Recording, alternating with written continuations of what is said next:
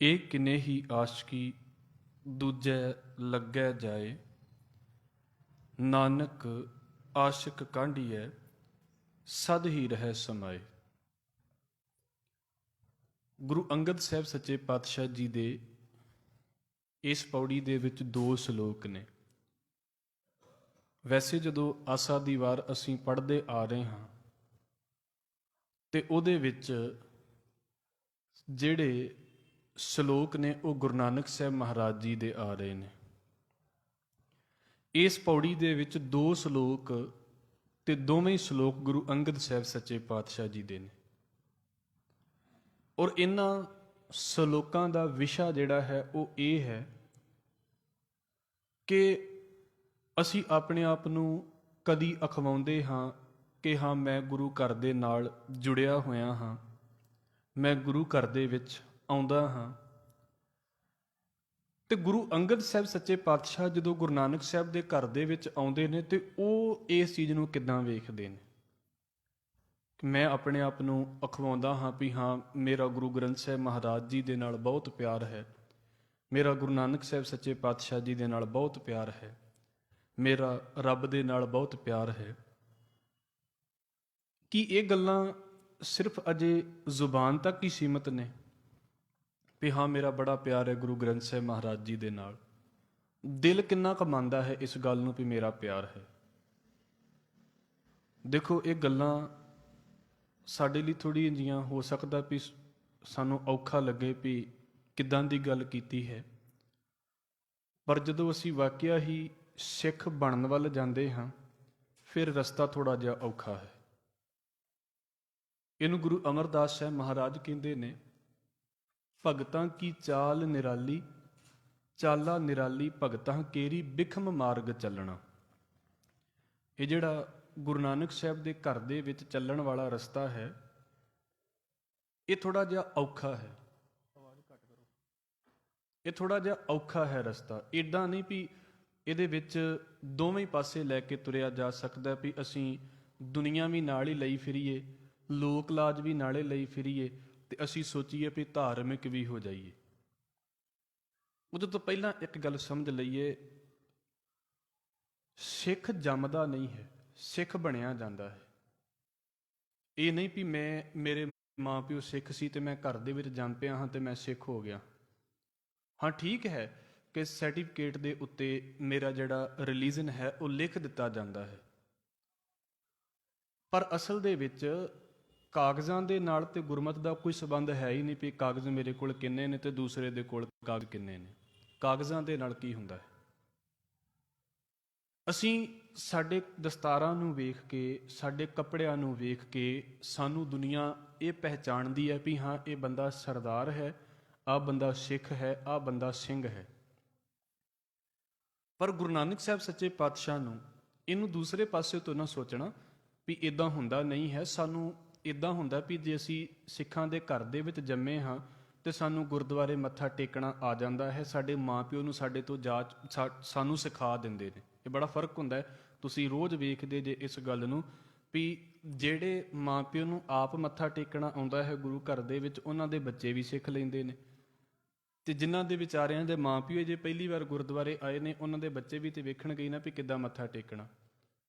ਸਾਨੂੰ ਆਪਣੇ ਮਾਂ ਪਿਓ ਤੋਂ ਪਾਠ ਕਰਨ ਦਾ ਪਤਾ ਲੱਗ ਜਾਂਦਾ ਵੀ ਮੇਰਾ ਮਾਂ ਪਿਓ ਪਾਠ ਕਰਦਾ ਹੈ, ਮੈਂ ਵੀ ਪਾਠ ਕਰਨਾ ਹੈ। ਇਹ ਸਾਨੂੰ ਮਿਲਦਾ ਹੈ ਸਾਡੇ ਮਾਂ ਪਿਓ ਤੋਂ। ਬਹੁਤ ਕੁਝ ਮਿਲ ਜਾਂਦਾ ਹੈ ਵੀ ਮੇਰਾ ਮਾਂ ਪਿਓ ਜਿਹੜਾ ਸੀ ਉਹ ਗੁਰਦੁਆਰੇ ਵਿੱਚ ਰੋਜ਼ ਜਾਂਦਾ ਸੀ, ਮੈਂ ਵੀ ਜਾਇਆ ਕਰਨਾ। ਮੇਰਾ ਮਾਂ ਪਿਓ ਰੋਜ਼ ਨਿਤਨੇਮ ਕਰਦਾ ਹੈ, ਮੈਂ ਵੀ ਨਿਤਨੇਮ ਕਰਿਆ ਕਰਨਾ। ਇਹ ਮਿਲਦਾ ਹੈ ਸਾਨੂੰ ਸਾਡੇ ਵੱਡਿਆਂ ਤੋਂ।